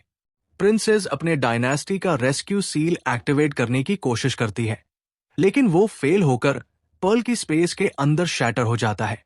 लियोडोंग उसका मजाक उड़ाते हुए एक्सप्लेन करता है कि ये पर्ल उसके एंसेस्टर वोंग क्यू ने पर्सनली रिफाइन किया था, जिसे स्पेशल लॉज की डीप अंडरस्टैंडिंग है। वो ऐड करता है कि ये पर्ल एंशिएंट एम्परर लेवल से नीचे वालों की सारी स्पिरिचुअल एनर्जी ऑपरेशन सील कर देता है, और उसे एडवाइस करता है कि वो क्वाइटली सरेंडर कर दे। सिचुएशन की ग्रेविटी समझते हुए प्रिंसेस एक प्लान बनाती है और जैंग वोंग से धीरे से कहती है कि वो एक मेथड यूज करेगी उसे सीक्रेट रियल्म से बाहर भेजने का, और उसे ऑर्डर करती है कि बाहर पहुंचते ही उसके डायनेस्टी की फोर्सेस समन करे। लेकिन इससे पहले कि वो अपना प्लान एक्सिक्यूट कर सके, लियोडोंग अपना ध्यान जैंग वोंग की तरफ मोड़ता है और उस पर स्कॉफ करता है, कहते हुए कि वो वही अबैंडन्ड चाइल्ड होगा लुओ क्लैन का, जो 5 साल पहले छोड़ा गया था। प्रिंसेस कंफ्यूजन में पड़ जाती है, सोचती है कि लुओ डाग के वर्ड्स का मतलब क्या है। जैंग वोंग कामली रिस्पॉन्ड करता है और 2 बातें क्लैरिफाई करता है। पहली, वो जोर से रिजेक्ट करता है कि उसका किसी भी डैमेड लुओ क्लैन से कोई लेना देना है, डिक्लेयर करता है कि उसका नाम जैंग वोंग है। दूसरी, वो लियोडोंग से सार्कास्टिकली पूछता है कि क्या वो सच में सोचता है कि उसने ऑलरेडी जीत लिया है। लियोडोंग लाफ करता है, जैंग वोंग को मॉक करते हुए कहता है कि वो डेथ के वर्ज पर है और फिर भी बोस्ट कर रहा है, और वाव करता है कि वो उसकी लाइफ अपने क्लैन की तरफ से लेगा। प्रिंसेस पर्ल की पावर से स्ट्रगल करती हुई लियोडोंग को शेमलेस डीमन कहती है। सिचुएशन होपलेस मानकर वो प्लान बनाती है खुद को सैक्रिफाइस करने का, ताकि जैंग वोंग एस्केप कर सके और हेल्प ला सके। लेकिन जैंग वोंग उसका प्लान रिजेक्ट करता है, कहता है कि वो रेस्ट करे क्योंकि उसके पास एक सिंपलर प्लान है। वो हवा में उठता है, पावरफुल गोल्डन ऑरा से घिरा हुआ, जिससे लुआ डाग शॉक में रह जाता है। समझ नहीं पाता कि वो पर्ल के अंदर ट्रैप्ड होने के बावजूद स्पिरिचुअल एनर्जी कैसे यूज कर पा रहा है। जैंग वोंग उस आर्टिफैक्ट पर स्कॉफ करता है, उसे एक ब्रोकन बीड कहकर, और फिर एक सिंपल फ्लिक से उसने जो कन्फाइनिंग पावर इंपोज किया था उसे शैटर कर दिया। वो इंस्टेंटली लियोडोंग के सामने अपीयर होता है और कहता है कि उसे देखकर नीचे दिखाया जाना पसंद नहीं। फिर अपनी उंगली से उसके फॉरहेड को टैप करता है। ये सिंपल टैप ही लियोडोंग की स्पिरिचुअल एनर्जी को डिसिपेट कर देता है और उसकी बोन्स शैटर हो जाती है और वो जमीन पर गिर जाता है। प्रिंसेस इस सीन को शॉक में वॉच करती है जब लियोडोंग हेल्पलेस गिरता है और चिल्लाता है कि ये इम्पॉसिबल है। जैंग वोंग उसके ऊपर खड़ा होता है और सार्कास्टिकली पूछता है, अब तुम सैटिस्फाइड हो क्या abandon child of Luo clan की पावर देखकर? लियोडोंग अपनी लाइफ के लिए बेग करता है, स्वेयर करता है कि वो किसी को नहीं बताएगा क्या हुआ।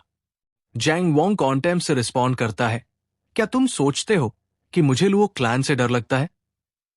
और डिक्लेयर करता है कि वो उनको पर्सनली विजिट करेगा जब वो कम ऑफ एज, और अभी के लिए वो बस थोड़ा इंटरेस्ट कलेक्ट करेगा।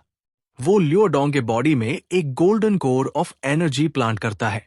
लियोडोंग डर के मारे पूछता है कि उसने उसके साथ क्या किया। जैंग वोंग एक्सप्लेन करता है कि वो ब्लड थर्स्टी नहीं है, जैसे उसकी मदर ने उसे मर्सी सिखाई, और इसलिए वो उसे एक चांस देगा कि वो भागकर अपने एंसेस्टर तक पहुंचकर गोल्डन कोर एक्सट्रैक्ट करवाए, टाइम के लिए जो 3 इंसेंस स्टिक्स के बर्न होने का है। और अगर वो सक्सीड करे, शायद वो जिंदा रहे। प्रिंसेस ट्राई करती है वार्न करने के लिए कि लियोडोंग को रिलीज करना जैंग वोंग और जैंग फैमिली के लिए डिजास्टर लाएगा। जैंग वोंग रियश्योर करता है कि वो छोटा थीफ एस्केप नहीं कर पाएगा। जब लियोडोंग भागता है, रिवेंज के थ्रेट्स चिल्लाते हुए और जैंग फैमिली को डिस्ट्रॉय करने का प्रॉमिस करता है। जैंग वोंग कामली काउंटडाउन करना शुरू करता है फ्रॉम 3। जब वो 1 पर रीच करता है, लियोडोंग डिस्टेंस में एक्सप्लोड हो जाता है। जैंग वोंग शॉक्ड प्रिंसेस की तरफ टर्न करता है और स्माइल करता है, कहता है कि वो मर्सी दिखाने का जोक कर रहा था और वो रेयरली अपनी मदर की सुनता है। ये इवेंट्स विटनेस करने के बाद प्रिंसेस एक्सिंग कियान कंफर्म करती है अपने आप से कि यही जैंग क्लैन का डिवाइन चाइल्ड है। वो अपने फादर के कांस्टेंट रिग्रेट के बारे में याद करती है और वो ब्रेकिंग द एंगेजमेंट और सोचती है कि ये मीटिंग एक चांस हो सकता है चीजें सही करने का। दोनों एक्सप्लोजन के साइड पर जाते हैं। जैन वोंग डिवाइन चाइल्ड का टाइटल डाउन प्ले करता है, क्लेम करता है कि उसका कल्टिवेशन स्ट्रांग था बर्थ में और बस थोड़ी स्टर हुई। प्रिंसेस फिर पूछती है अगर वो ही था जिसने थंडर ट्रिब्यूलेशन कॉज किया, जो सीक्रेट रियल में हैवॉक ला रहा था।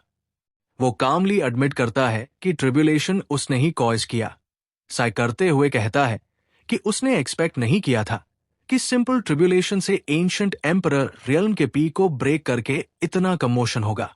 वो विस्टफुली ऐड करता है कि हेवन ग्रेट टैलेंट से जेलस है। प्रिंसेस उसकी पावर और कॉन्फिडेंस से एस्टाउंडेड है, सोचती है कि वो एक एंशिएंट गॉड जैसे लगता है मॉर्टल वर्ल्ड में डिसेंडेड, और वंडर करती है कि वो क्या बनेगा जब बड़ा होगा। फिर वो अपने थॉट्स पर खुद को स्कोल्ड करती है।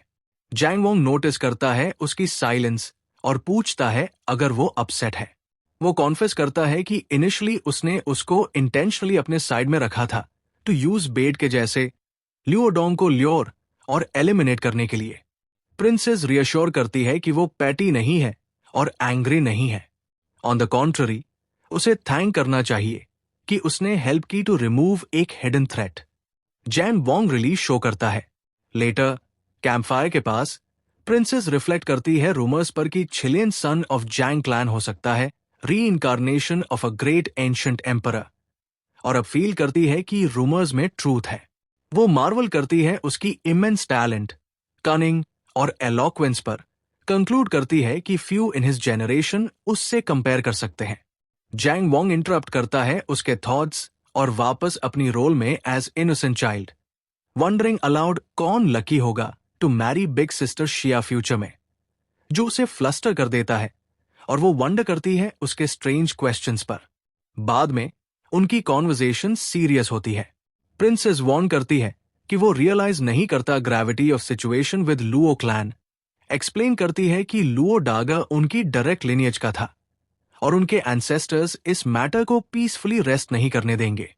वो रिमाइंड करती है एम्बुश के बारे में जो उनकी डायनेस्टी और लुओ क्लैन ने सेट किया है outside secret realm. जैंग Wong डिसमिसिवली respond करता है, कहता है कि वो एक पाम स्ट्राइक से लुओ वोंग को मार देगा। प्रिंसेस चैलेंज करती है उसके ओवर कॉन्फिडेंस को, पूछती है क्या वो करेगा जब लुओ क्लैन का ट्रू पावर डिसेंड करेगा, एक्सप्लेन करते हुए कि क्लैन के पास बहुत पावरफुल एक्सपर्ट्स हैं। टू हेल्प हिम एस्केप, वो उसे एक स्पिरिचुअल ट्रेजर देती है फ्रॉम हर फादर जो उसका ऑरा कंसील कर सकता है। वो इंसिस्ट करती है कि वो ले, कहती है कि उसने हेल्प किया और ग्रेट जिया डायनेस्टी जरूरी नहीं कि हमेशा उसका एनिमी रहे। जैंग वोंग गिफ्ट एक्सेप्ट करता है लेकिन क्लैरिफाई करता है अपना पोजीशन।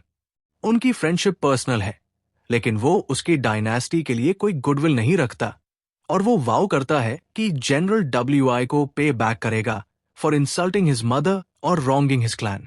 सरप्राइज मूव में प्रिंसेस उससे पूछती है अगर हम उसे वही को सौंप दे तो।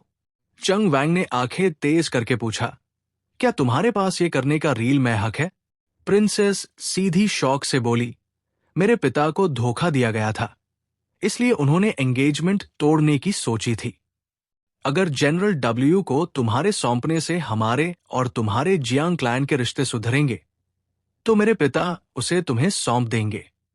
ये कहकर उसने एक चमकता हुआ जेड पेंडेंट निकाला और हाथ आगे बढ़ाया। जियांग वैंग ने पेंडेंट वापस करते हुए शांति से कहा, बिग सिस्टर जिया, तुमने मुझे एंशिएंट एम्परर रियल्म के पीक पर देखा है, इसलिए तुम सोचती हो मैं काबिल हूं, पर दुनिया और तुम्हारे पिता मुझे उसी बच्चे की तरह देखते हैं जिसे लुओ क्लैन ने छोड़ दिया था। बस थोड़ी बहुत टैलेंट वाली एक कहानी। मैं नहीं चाहता लोग मुझे पहचाने।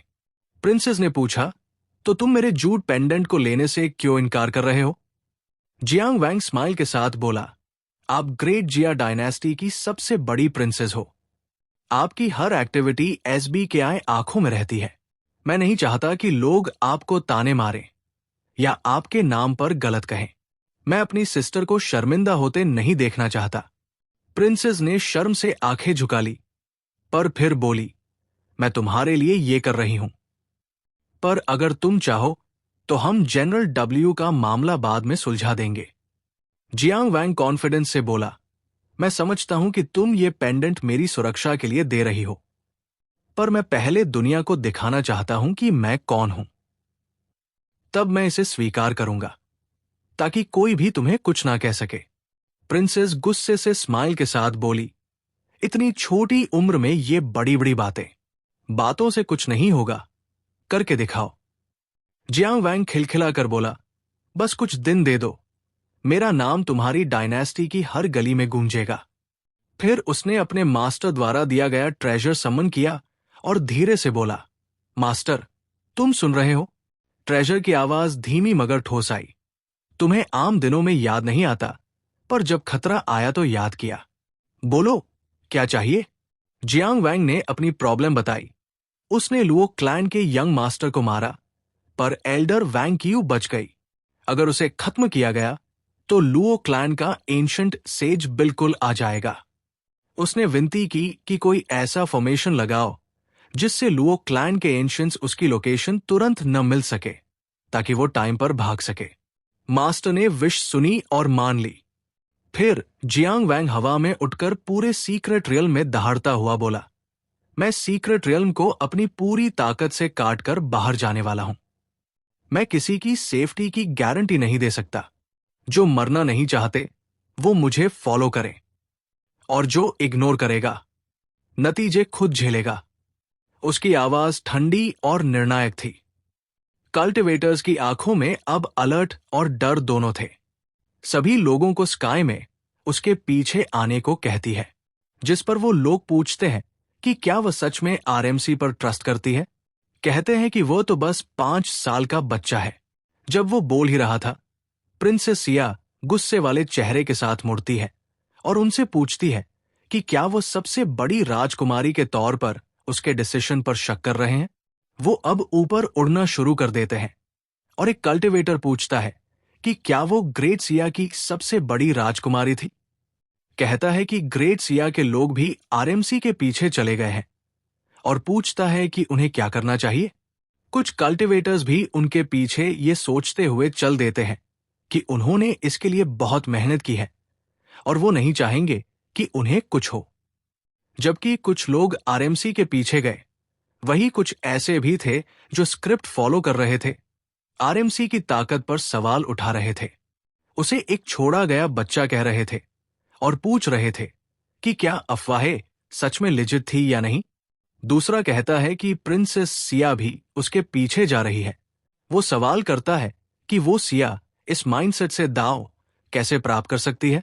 जैंग वैंग अब कहता है कि उसने उन्हें वक्त दिया, लेकिन उन्होंने उसकी कदर नहीं की। वो कहता है कि उन्होंने उसकी दोस्त को कावर्ड भी कहा और उसकी दांव हासिल करने की काबिलियत पर शक किया। वो अब अपनी स्पिरिचुअल एनर्जी चैनल करता है और एक बड़ी तलवार बनाता है। वो कहता है कि खुद देखें कि वो उसकी तलवार के नीचे ग्रेट दांव कैसे पाते हैं। इसके साथ वो तलवार को नीचे की तरफ स्लैश करके सीक्रेट रियल्म को चीर देता है। जमीन 2 हिस्सों में बंट जाती है और सब तबाह हो जाता है। सभी स्पिरिचुअल बीस्ट्स अब मर चुके थे और बचे हुए कल्टिवेटर्स डर के मारे भाग जाते हैं। जो कल्टिवेटर्स पीछे आए थे वो शॉक होकर सोचते हैं, क्या ये सब एक बच्चे ने किया है? ये कैसी ताकत थी? प्रिंसेस सिया भी सोचती है कि क्या यही वो पावर थी जो वो अपने पिता को दिखाना चाहता था। उसका मुंह खुला का खुला रह जाता है और फिर वो रिकॉर्ड करने के लिए एक रिकॉर्डिंग स्टोन निकालती है। इस सीन के बाद जैंग वैंग कुछ स्पिरिचुअल एनर्जी अब्सॉर्ब करता है और फिर अपनी एनर्जी रिस्टोर करता है। वो सबका ग्रैटिट्यूड अदा करता है जिन्होंने उस पर विश्वास किया और उन्हें कहता है कि वो इस पावर को आपस में बांट लें, क्योंकि वो लालची इंसान नहीं है। सभी कल्टिवेटर्स अब अपना आभार व्यक्त करते हैं और एब्जॉर्प्शन शुरू कर देते हैं। आरएमसी प्रिंसेस सिया को बुलाता है और बताता है कि उसने उसके एडवांसमेंट के लिए जरूरी स्पिरिचुअल पावर पहले ही सेट कर दी है। उसे लेने को कहता है। वो रिमार्क करती है कि ये वाकई अजीब है कि उसने उसका जेड पेंडेंट एक्सेप्ट नहीं किया और अब उसे स्पिरिचुअल पावर एक्सेप्ट करने को कह रहा है, जिस पर एमसी उसे कहता है, जल्दबाजी मत करो। वो कहता है कि उसे रिकॉर्डिंग स्टोन अपने हाथ में पकड़े रहना चाहिए। कहता है कि जो आगे होने वाला है वो मेन इवेंट है, जिसके बाद वो सीक्रेट रियल्म को फाड़कर खोलना शुरू कर देता है। हम देखते हैं कि सीक्रेट रियल्म के बाहर एक पूरी आर्मी इकट्ठा है और वो रियल्म के जल्दी खुलने पर सवाल कर रहे हैं, क्योंकि उसके खुलने में अभी काफी टाइम बाकी था। वो हैरान है कि क्या अंदर कोई इमॉर्टल एरा का पावर हाउस है, क्योंकि सिर्फ वही ऐसा कर सकते हैं। लू क्लैन का एल्डर सोचता है कि क्या ये लेडोंग था जिसने जियाओमी की 9th स्पिरिट बॉडी का इस्तेमाल करके इमॉर्टल रियल्म में ब्रेक थ्रू कर लिया। अब सीक्रेट रियल्म का रास्ता खुलता है और हम अपने एमसी और प्रिंसेस सिया को बाहर निकलते हुए देखते हैं। लू क्लैन की बूढ़ी औरत अब चिल्लाती है जैंग क्लैन के बिगड़े बच्चे पर, जिसने सीक्रेट रियल्म में घुसने की हिम्मत की, रियल्म की बिल्कुल भी परवाह किए बिना। उसका चेहरा झुर्रियों से भरा दिख रहा है, फिर भी गुस्से में है, जिससे उसकी झुर्रियां और ज्यादा दिखने लगती है। जैंग वैंग अब प्रिंसेस सिया से पूछता है कि क्या वो तैयार है। वो कहती है कि ये मामला वो उस पर छोड़ दे। अब वो ग्रेट सिया की सभी सेनाओं को उसके आदेश को सुनने और पीछे हटने का ऑर्डर देती है। जनरल्स ये देखकर शॉक्ड है और टेलीपैथी के जरिए पूछते हैं कि क्या उसे हॉस्टेज बना लिया गया है, जिस पर वो उन्हें निश्चिंत रहने को कहती है। ये सब उन्हें हमारे हीरो से बचाने के लिए है। एक जनरल सोचता है कि क्या ये सच में उसकी अपनी सोच थी, क्योंकि ये बहुत अजीब था, लेकिन फिर भी उसके आदेश को मानता है। वो सोचता है कि शायद लू क्लैन हमारे हीरो को संभालने के लिए काफी होगा और सभी सेनाओं को पीछे हटने का ऑर्डर दे देता है। लू क्लैन का एल्डर इस हरकत से शॉक में है और आरएमसी से कहता है, क्या प्रिंसेस अकेले उसे बचा सकती है? खुद जवाब देता है, नो, आज उससे कोई नहीं बचा सकता। अब जैंग वैंग लू क्लैन की तरफ मुड़ता है। कहता है कि जैसा उसने सोचा था, लू क्लैन के लोग एक बच्चे को भी नहीं छोड़ेंगे। कहता है कि ऐसी चीप कॉन्स्पिरेसीज करना बंद करें, भले ही वो सिर्फ एक बच्चे से निपटने के लिए ही क्यों न हो। वो उन्हें मॉक करते हुए कहता है, When you invited me, who could refuse your offer? Elder अब उसके इन दावों से गुस्से में आ जाती है और उसे एरोगेंट कहती है। फिर वो लू क्लैन के सभी सोल्जर्स को उसके आदेशों का पालन करने का कमांड देती है। कहती है कि एक 5 साल के बच्चे के लिए उन्हें ग्रेट सिया डायनेस्टी की किसी मदद की जरूरत नहीं और सबको एमसी को मारने का ऑर्डर देती है। अपना हाथ हिलाते हुए वो सोल्जर्स पर चिल्लाती है, जो एक साथ आदेश मानते हैं। वो सब आसमान और जमीन की विशालता को जाने बिना उस जोड़ी की तरफ दौड़ पड़ते हैं। कुछ कल्टिवेटर्स जो सीक्रेट रियल्म के बाहर खड़े थे, वो इस मेस के कारण डर गए जिसमें वो फंस गए थे। वो सवाल कर रहे थे कि क्या ये लू क्लैन सच में ऐसा कर रहे हैं और ये हद से ज्यादा हो रहा है। कहते हैं कि भले ही वो लड़के को मार दे, उन्हें कम से come great Siya divine dynasty के लोगों को वहां से जाने देना चाहिए, इससे पहले कि कोई बड़ा कॉन्फ्लिक्ट शुरू हो। लू क्लैन की एल्डर अब अपनी मुट्ठी भींचती है और एक स्पिरिचुअल वेव बनाती है। वो कहती है कि वो कल्टिवेटर बहुत ज्यादा बोलता है और उसे उनके क्लैन के खिलाफ ऐसे शब्द बोलने की सजा डेथ होनी चाहिए। फिर वो उस पर हमला करती है और बेचारे कल्टिवेटर को एक ही वार में क्रश कर देती है। बाकी सभी सिया और दूसरे कल्टिवेटर्स जल्दी से पीछे हटते हैं और फिर से सीक्रेट रियल्म के अंदर चले जाते हैं। जाते जाते पीछे मुड़कर हमारे एमसी की तरफ देखते हैं, जो बिना किसी रिएक्शन के बाहर खड़ा था। लू क्लैन की एल्डर अब तेवर चढ़ाकर सीधी खड़ी होती है और कहती है कि हमारे हीरो को यहां से जिंदा जाने का ड्रीम भी नहीं देखना चाहिए। क्योंकि ग्रेट सिया के दोनों जनरल्स भी उसकी मदद नहीं कर सकते। वो तो अभी अभी इमॉर्टल एरा रियल्म में प्रवेश किए हैं, जबकि ये बूढ़ी औरत इमॉर्टल रियल्म्स फोर्थ हेवन तक पहुंच चुकी है। वो कहती है कि सालों पहले भी अगर वो दोनों मिलकर उससे लड़ते तो भी वो उसका मैच नहीं बन सकते थे। अब वो एमसी से कहती है, बस ये बताओ कि उनके यंग मास्टर ल्यूडोंग के साथ क्या हुआ। अगर उसका जवाब उसे संतुष्ट कर गया तो शायद वो उसकी कॉर्प्स पूरी छोड़ दे। अब हमारा एमसी अपने हाथ में एक बैग पकड़े उसे दिखाता है, सिर खुजाते हुए कहता है, वो बेकार कचरा, यूजलेस पीस ऑफ ट्रैश था। क्या ऐसा नहीं है? वो आगे कहता है, इस थैली में शायद अभी भी उसकी कुछ राख है, अगर चाहो तो आकर खुद उठा लो। ये सुनते ही बूढ़ी औरत अपने दांत पीसते हुए गुस्से में एमसी को घूरती है और चिल्लाती है, तेरी हिम्मत कैसे हुई ऐसा जुर्म करने की? लेकिन एमसी उसे पूरी तरह इग्नोर करता है और अपनी स्पिरिचुअल एनर्जी चैनल करना शुरू कर देता है। बूढ़ी औरत अब अपने लोअर क्लैन सोल्जर्स को एक साथ हमला करने का आदेश देती है। कहती है कि वो खुद हमारे एमसी की हड्डियों को राख में मिलाना चाहती है। इस बीच हमारा एमसी प्रिंसेस सिया को एक अगरबत्ती, इंसेंस स्टिक देता है। कहता है, लू क्लैन के लोगों के पास जिंदा रहने के लिए सिर्फ एक अगरबत्ती जलने जितना समय है।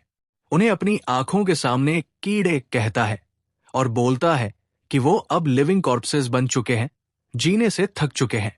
दूसरी तरफ वो अपनी इन्नेट स्पिरिचुअल एनर्जी निकालता है। प्रिंसेस सिया अभी भी उसके शब्दों से शॉक में थी। एल्डर अब आगे बढ़ती है और एमसी को पकड़ने के लिए हाथ बढ़ाती है। कहती है, मार दो इसे। लेकिन एमसी एक कॉन्फिडेंट मुस्कान के साथ बोलता है, मास्टर, इट्स योर टर्न। अचानक सेज मिया अपने स्पिरिचुअल फॉर्म में प्रकट होती है, जो पहले से ही उस इनर ट्रेजर पर एंग्रेव की गई थी।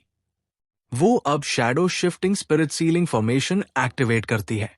फॉर्मेशन लॉक होते ही वो स्पिरिचुअल एनर्जी चैनल करती है और आसमान जंजीरों से ढक जाता है। हमारा एमसी एक संतुष्ट मुस्कान के साथ उस फॉर्मेशन को पूरी तरह कंट्रोल करता है। वो कहता है, तुम्हारी बर्बादी नजदीक है। एल्डर इस सीन से वाकई डर जाती है। उसके चेहरे पर साफ टेरर दिख रहा था। वो पूछती है, ये किस तरह का फॉर्मेशन है? इसमें तो एक सेंट की ताकत है। उसकी आंखों में शॉक और डिसबिलीफ था। वो समझ चुकी थी उसकी मौत सामने है। हमारा हीरो अब एक पागल की तरह मुस्कुराता है। सभी लू क्लैन के लोग मरेंगे, वो उन्हें कीड़े कहता है और अपनी मुट्ठी भींचते हुए हेवन डिवाउरिंग डिमोनिक कार्ड जारी करता है। एक डार्क ऑरा एक घातक प्रेजेंस के साथ हमारे हीरो को पूरी तरह घेर लेती है। लू क्लैन के सोल्जर्स अभी भी उसकी तरफ बढ़ रहे थे, बिना ये जाने कि असल में हो क्या रहा है। हम देखते हैं कि हमारे हीरो के चारों तरफ एक ब्लू स्फीयर बन गया था। मौजूद सभी लोग शॉक में पूछ रहे थे, ये क्या है? कुछ मदद के लिए चिल्लाने लगे, क्योंकि उनकी स्पिरिचुअल पावर अब उनके कंट्रोल में नहीं थी। उन सब की स्पिरिचुअल एनर्जी उस टेक्निक से खींची जा रही थी जो हमारे हीरो ने इस्तेमाल की थी। वो थी हेवन डिवाउरिंग आर्ट। मौजूद सभी कल्टिवेटर्स और सोल्जर्स की स्पिरिचुअल एनर्जी तेजी से खत्म हो रही थी और यहां तक कि लू क्लैन भी उसका मुकाबला नहीं कर पा रहा था। कुछ सोल्जर्स ने घबराकर बूढ़ी औरत एल्डर से कहा कि वो जल्दी कुछ करे, क्योंकि उनके आदमी ज्यादा देर तक टिक नहीं पाएंगे। हर कोई उस टेक्निक के शेयर पावर से डर गया था। आसमान और जमीन दोनों कांप रहे थे। बाहर खड़ी लू क्लैन एल्डर अब अपनी स्पिरिचुअल एनर्जी हमारे एमसी पर फोकस करती है और कहती है, इतनी कम उम्र में इतनी टेरिफाइंग टेक्निक और स्पिरिचुअल पावर मैंने कभी नहीं देखी। वो शौक में समझती है कि हमारे एमसी की कल्टिवेशन तो इमॉर्टल एम्परर रियल्म के पीक पर है। इस रेवलेशन से डरकर वो भागने लगती है। कहती है, ये इम्पॉसिबल है, मुझे हर हाल में एस्केप करना होगा, भले ही सारे सोल्जर्स पेरिश हो जाएं। मुझे ये खबर एंसेस्टर्स तक पहुंचानी है। वो डर के मारे अपने सारे सोल्जर्स को पीछे छोड़ देती है और भागने लगती है। उसे भागते हुए देखकर जियांग वैंग एमसी मुस्कुराता है, स्मग एक्सप्रेशन के साथ कहता है, मैंने सोचा था जाने से पहले कुछ वार तो करेगी। एल्डर अब फॉर्मेशन की बाउंड्री के पास पहुंच जाती है। सोचती है कि वो लगभग बाहर निकल गई है।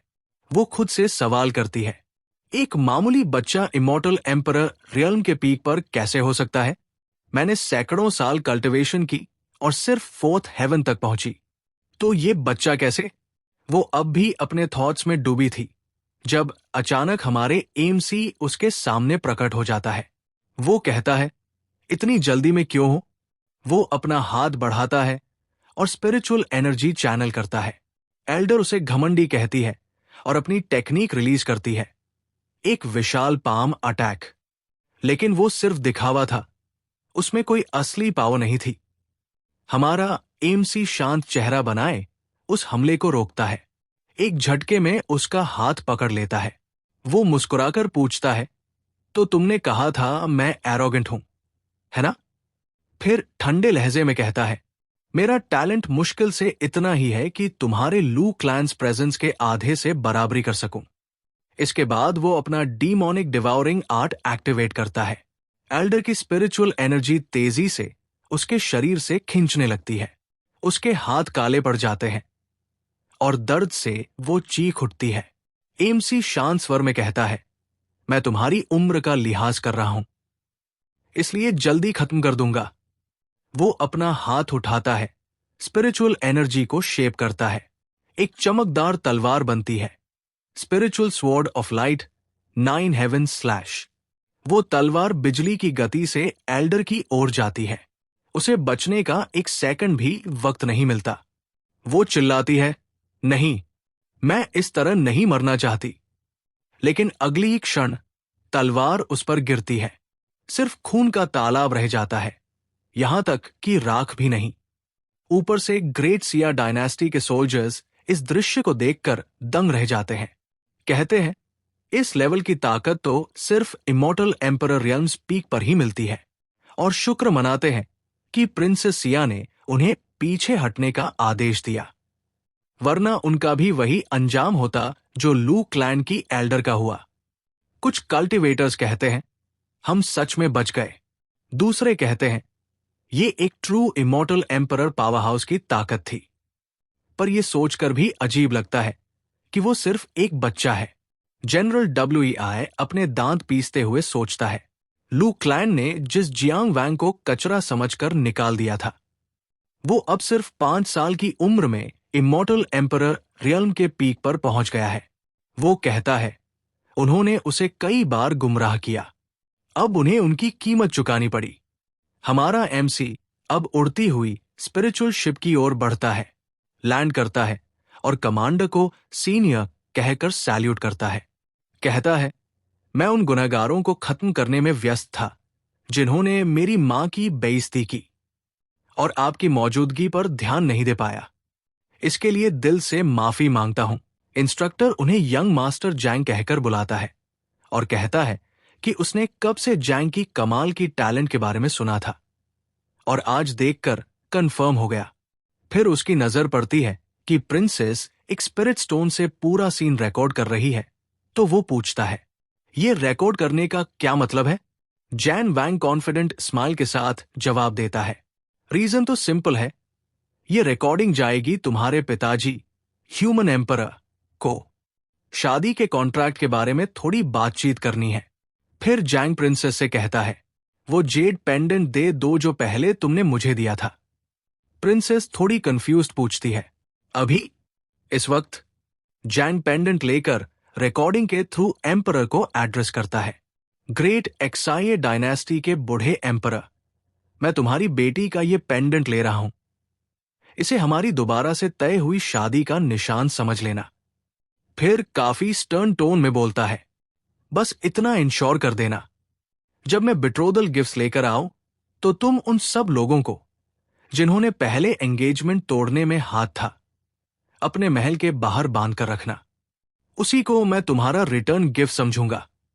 प्रिंसेस शॉक में उसे ताकती रह जाती है, तुम क्या बकवास कर रहे हो? किसी बिट्रोदल गिफ्ट या रिटर्न गिफ्ट की बात कर रहे हो जबकि तुम खुद इतनी छोटी उम्र के हो। जैंग इनोसेंट एक्टिंग करते हुए कहता है, मेरी गलती एल्डर सिस्टर एक्साइए। फिर जनरल्स की तरफ मुड़कर बोलता है, ग्रैंड प्रिंसेस को एस्कॉर्ट करो और उन्हें सेफली डिवाइन डायनेस्टी वापस ले जाओ। उसके जाने से पहले प्रिंसेस उसे पेंडेंट वापस देती है और समझाती है, इसमें स्पिरिचुअल एनर्जी इंजेक्ट करते ही ये तुम्हारी ऑरा को 6 घंटे तक पूरी तरह छुपा देगा। ध्यान से सही वक्त पर इस्तेमाल करना। जैंग अपने मास्टर से मेंटल लिंक से बात करता है। मास्टर कहती है, परफॉर्मेंस बुरा नहीं था, लेकिन फॉर्मेशन को जो प्रोटेक्शन दे रही इंसेंस स्टिक्स है, उनका टाइम ऑलमोस्ट खत्म हो गया है। जैंग काम वॉइस में रिप्लाई करता है, वरी मत करो, एसके प्लान रेडी है। वो प्रिंसेस को बो करके बोलता है, मैं चलता हूं। अगली मुलाकात इमॉर्टल पैलेस के ग्रैंड कॉम्पिटिशन में होगी। प्रिंसेस टेंशन में कहती है, बस जिंदा बचकर आ जाना, अभी तुरंत जाओ। जैंग के जाते ही प्रिंसेस डिसाइड करती है कि उन्हें भी जल्दी वापस जाना होगा। उसे डर है कि लुओ क्लैन क्या कर सकता है। जैसे ही एक्साये डायनेस्टी के शिप्स आसमान में उड़ते हैं, एक वायलेंट थंडरस्टॉर्म अपीयर होता है। सोल्जर चिल्लाता है, कोई आ रहा है, बहुत ज्यादा पावर के साथ। एक सोल्जर शॉक में पहचान लेता है, ये तो लुओ क्लैन का ओल्ड एंसेस्टर है। जनरल एक्साये कंफर्म कर देता है।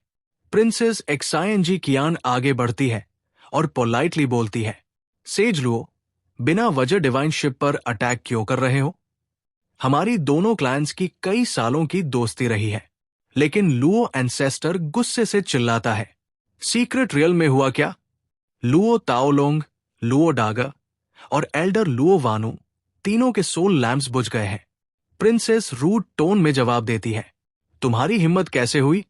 मैं ग्रैंड प्रिंसेस हूं, मुझे तुम्हारे क्लैन को कुछ एक्सप्लेन करने की जरूरत नहीं। एंसेस्टर और ज्यादा फ्यूरियस हो जाता है, आखिरी बार पूछ रहा हूं, उनको किसने मारा? जनरल एक्साये बीच में आकर वार्निंग देता है, लॉर्ड लुओ, एक कदम और आगे बढ़े तो इसे ग्रेट एक्साये डायनेस्टी के खिलाफ वॉर डिक्लेरेशन माना जाएगा। सारे सोल्जर्स अपने स्पीयर्स उठाकर बैटल स्टांस में आ जाते हैं, वॉर क्राई चिल्लाते हुए, टकराव के लिए तैयार। लुओ क्लैन के एंसेस्टर लुओ टैनकोंग जनरल की बात सुनकर ठंडी हंसी हंसता है। उसे बदतमीज, नीचे दर्जे का आदमी बोलकर इंसल्ट करता है। प्रिंसेस गुस्से से उसका पूरा नाम चिल्लाकर बोलती है, लुओ टैनकोंग। फिर शी शाउट्स, तुम इतनी देर से हल्ला बोल रहे हो, क्या तुम तैयार हो जिया डायनेस्टी और लुओ क्लैन के बीच वॉर शुरू करने की जिम्मेदारी लेने के लिए? लुओ टैनकोंग लास्ट टाइम पूछता है, बताओ, मेरे क्लैन के सोल्जर्स का क्या हुआ और हमारे एल्डर को किसने मारा? प्रिंसेस जवाब देती है, लुओ क्लैन ही इतना हिम्मती हो गया है जो जिया डायनेस्टी को दबाने की कोशिश कर रहा है। तुम लोग तो बस कमजोर पर हाथ उठाने में एक्सपर्ट हो। फिर कोल्ड टोन में बोलती है, मैं जानती हूं किसने तुम्हारे लोगों को मारा, लेकिन अगर हिम्मत है तो एक लफ्ज भी मुझसे जोर से निकलवा कर दिखा।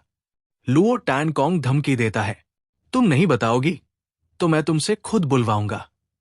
प्रिंसेस बोल्ड टोन में, मुझे तुमसे कोई डर नहीं। फिर अपने जनरल्स को ऑर्डर देती है, ग्रेट जिया डायनेस्टी का इंपीरियल सील समन करो। जनरल्स तुरंत रिचुअल शुरू कर देते हैं और आसमान में एक मैसिव गोल्डन ड्रैगन मटेरियलाइज होता है जो डायनेस्टी की डिवाइन पावर का सिंबल है। लुओ टैनकोंग शॉक में फौरन पीछे हट जाता है। जिया एम्परर ने अपनी बेटी को इतना पावरफुल सील यूज करने की इजाजत कैसे दी? ड्रैगन वेन के इमेंस प्रेशर में वो समझ जाता है कि पूरी डिवाइन डायनेस्टी की पावर को अकेले फेस करना इम्पॉसिबल है। प्रिंसेस ड्रैगन के सपोर्ट के साथ वॉर्न्स हिम, जिया डायनेस्टी का इंपीरियल क्लैन कभी किसी के सामने नहीं झुका। अगर तुमने रास्ता नहीं छोड़ा तो चाहे मेरी डिवाइन सोल टूट जाए, मैं तुम्हारा सर ले लूंगी। वो उसे आखिरी वार्निंग देती है, लास्ट चांस, हट जाओ। लुओ टैनकोंग गुस्से से टीथ ग्राइंड करता है, ये मामला यही खत्म नहीं होगा। आज की बेइज्जती लुओ क्लैन याद रखेगा। और वो रिट्रीट कर जाता है। जैसे ही वो चला जाता है, प्रिंसेस थककर लड़खड़ा जाती है। जनरल्स तुरंत उसे संभालते हैं। प्रिंसेस, रेस्ट कीजिए। इंपीरियल सील को फोर्सफुली एक्टिवेट करने से आपके शरीर पर बहुत लोड पड़ता है। प्रिंसेस हल्की स्माइल के साथ कहती है, रिलैक्स, मैंने ड्रैगन वेन की पावर पूरी तरह अवेकन नहीं की, बस स्पिरिचुअल एनर्जी ड्रेन हो गई है। थोड़ा आराम करूंगी तो ठीक हो जाऊंगी। वो सोचती है कि लुओ क्लैन की हिम्मत हद पार कर रही है, जैसे वे पूरे डिसोलेट एंशिएंट इमॉर्टल रियल्म के मालिक हो। प्रिंसेस रिकॉर्डिंग स्टोन को पकड़कर कहती है, जब फादर एम्परर ये रिकॉर्डिंग देखेंगे, वो जरूर फैसला लेंगे। Scene change, Luo clan hall. Old ancestor अपने फॉलोअर से पूछता है, इन्वेस्टिगेशन में कुछ मिला? सीक्रेट रियल्म के किलर के बारे में? फॉलोअर रिपोर्ट करता है, सीक्रेट रियल्म के बाहर का बैटलफील्ड पूरी तरह बर्बाद था। एक ही क्लू मिला, अटैकर एंशिएंट एम्परर रियल्म के पीक पर था। बाकी कोई एविडेंस नहीं। एंसेस्टर इंटरेस्टिंगली उसे देखकर कहता है, आगे बोलो।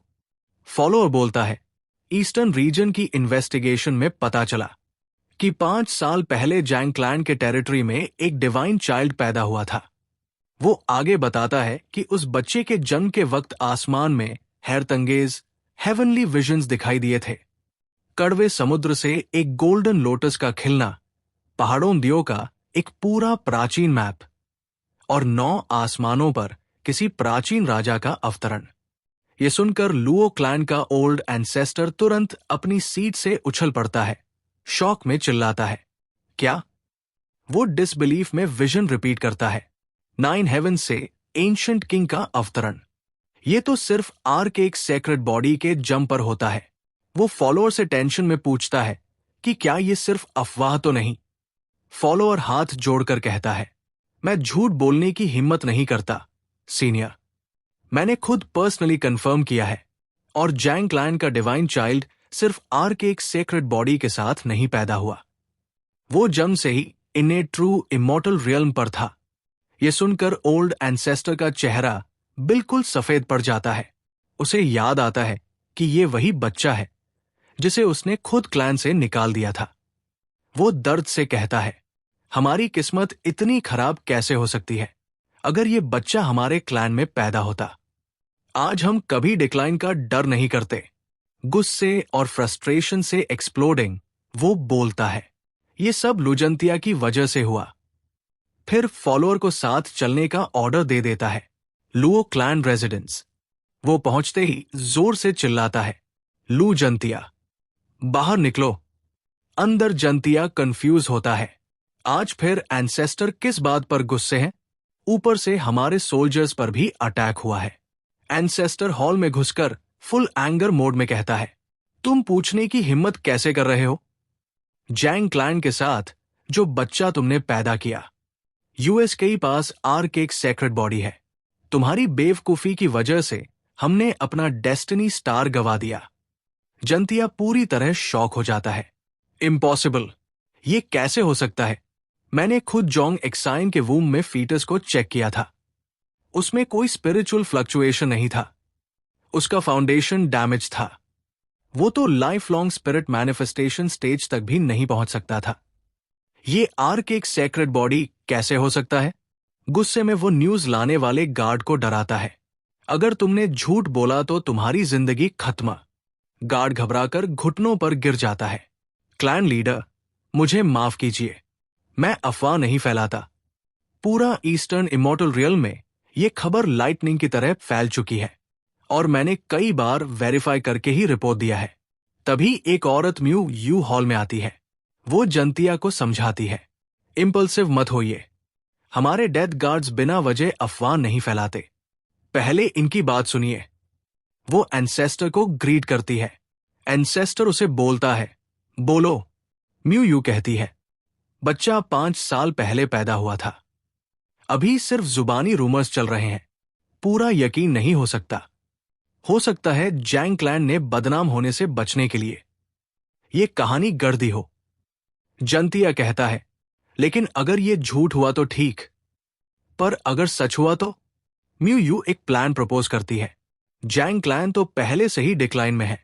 अगर हम अपनी अथॉरिटी से जैंग ज़िक्सियन और उसके बेटे को समन कर लें और कहें कि वह अपने एंसेस्टर्स को एक्नॉलेज करें, तो जैंग क्लैन हमारे एहसानमंद बन जाएगा। साथ ही हम आसानी से बच्चे का कॉन्स्टिट्यूशन वेरीफाई भी कर सकते हैं, और अगर वो मना भी करें, कोई टेंशन नहीं।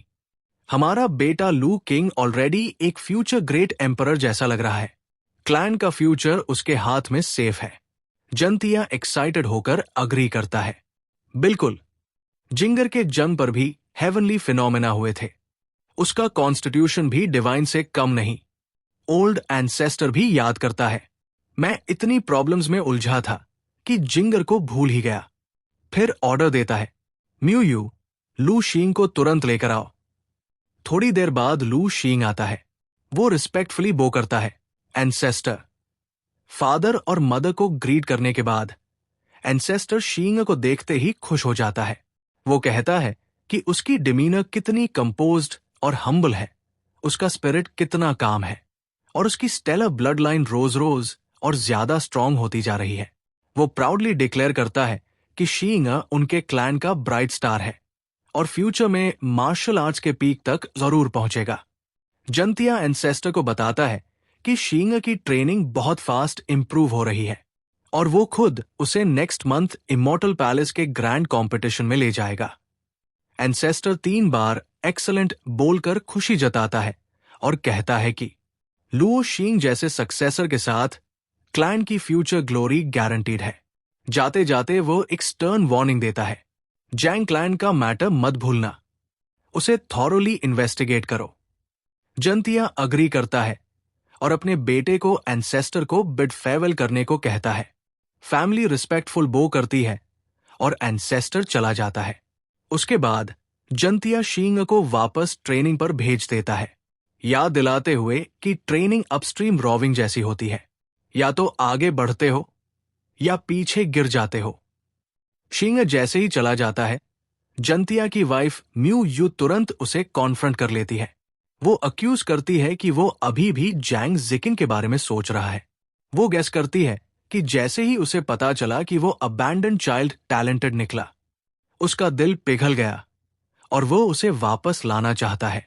जंतिया उसे शांत करने की कोशिश करता है, उसे हग करके कहता है कि गुस्सा मत हो, वो चाइल्ड उसका ही खून है, लुओ क्लैन का एक डिसेंडेंट। अगर वो सच में टैलेंटेड निकला तो क्लैन के लिए उसे जेंटली विन करना ही सही होगा। लेकिन जंतिया भी एक्सेप्ट करता है कि उसे डाउट्स है। मेडिसिन गॉड वैली के डॉक्टर ने खुद बोला था कि चाइल्ड की फाउंडेशन डैमेज थी, और जंतिया ने भी खुद देखा था। तो फिर कैसे वो चाइल्ड सेक्रेड बॉडी का पोजेसर बन गया? म्यू यू इरिटेट हो जाती है। वो कहती है कि वो कभी बिलीव नहीं करेगी कि वो चाइल्ड उसके बेटे शींग को सरपास कर सकता है। फाइनली म्यू यू बोलती है, बस इस बात को यही खत्म करो, जाकर प्लान के अरेंजमेंट्स करो। दूसरी तरफ ग्रेट एक्साये डायनेस्टी। प्रिंसेस एक्सायेंजी कियान ग्रेट एक्साये डायनेस्टी के पैलेस पहुंचती है। वो अपनी मुश्किल जर्नी के बारे में सोचती है और डिसाइड करती है कि उसे तुरंत अपने फादर को उस छोटे ब्रैट जैंग वोंग के बारे में बताना होगा। पैलेस कोर्टयार्ड में सोल्जर्स डिवाइन शिप और ग्रैंड प्रिंसेस का वेलकम करते हैं। प्रिंसेस उतरती है जनरल्स के साथ और सोल्जर्स को थैंक्स बोलती है। फिर डिवाइन शिप उनकी रिस्पॉन्सिबिलिटी में दे देती है। वो अपने जनरल्स को स्ट्रिक्टली ऑर्डर देती है कि जब तक एम्परर डिसीजन नहीं ले लेते, पूरी सीक्रेसी मेंटेन करनी होगी। सोल्जर्स और जनरल्स कंफर्म करते हैं। फिर प्रिंसेस एक्सायेंजी पैलेस के कॉरिडोर्स क्रॉस करके ग्रैंड हॉल की तरफ जाती है, जहां एम्परर वेट कर रहे होते हैं। वो फादर को ग्रीट करती है और बताती है कि वो सीक्रेट रियल्म से सेफ वापस आ गई है और ग्रेट एक्साये डायनेस्टी का नाम भी रोशन किया है। एम्परर उसे प्यार से कीनर बुलाता है और पास आने को कहता है ताकि वह उसे इंस्पेक्ट कर सके।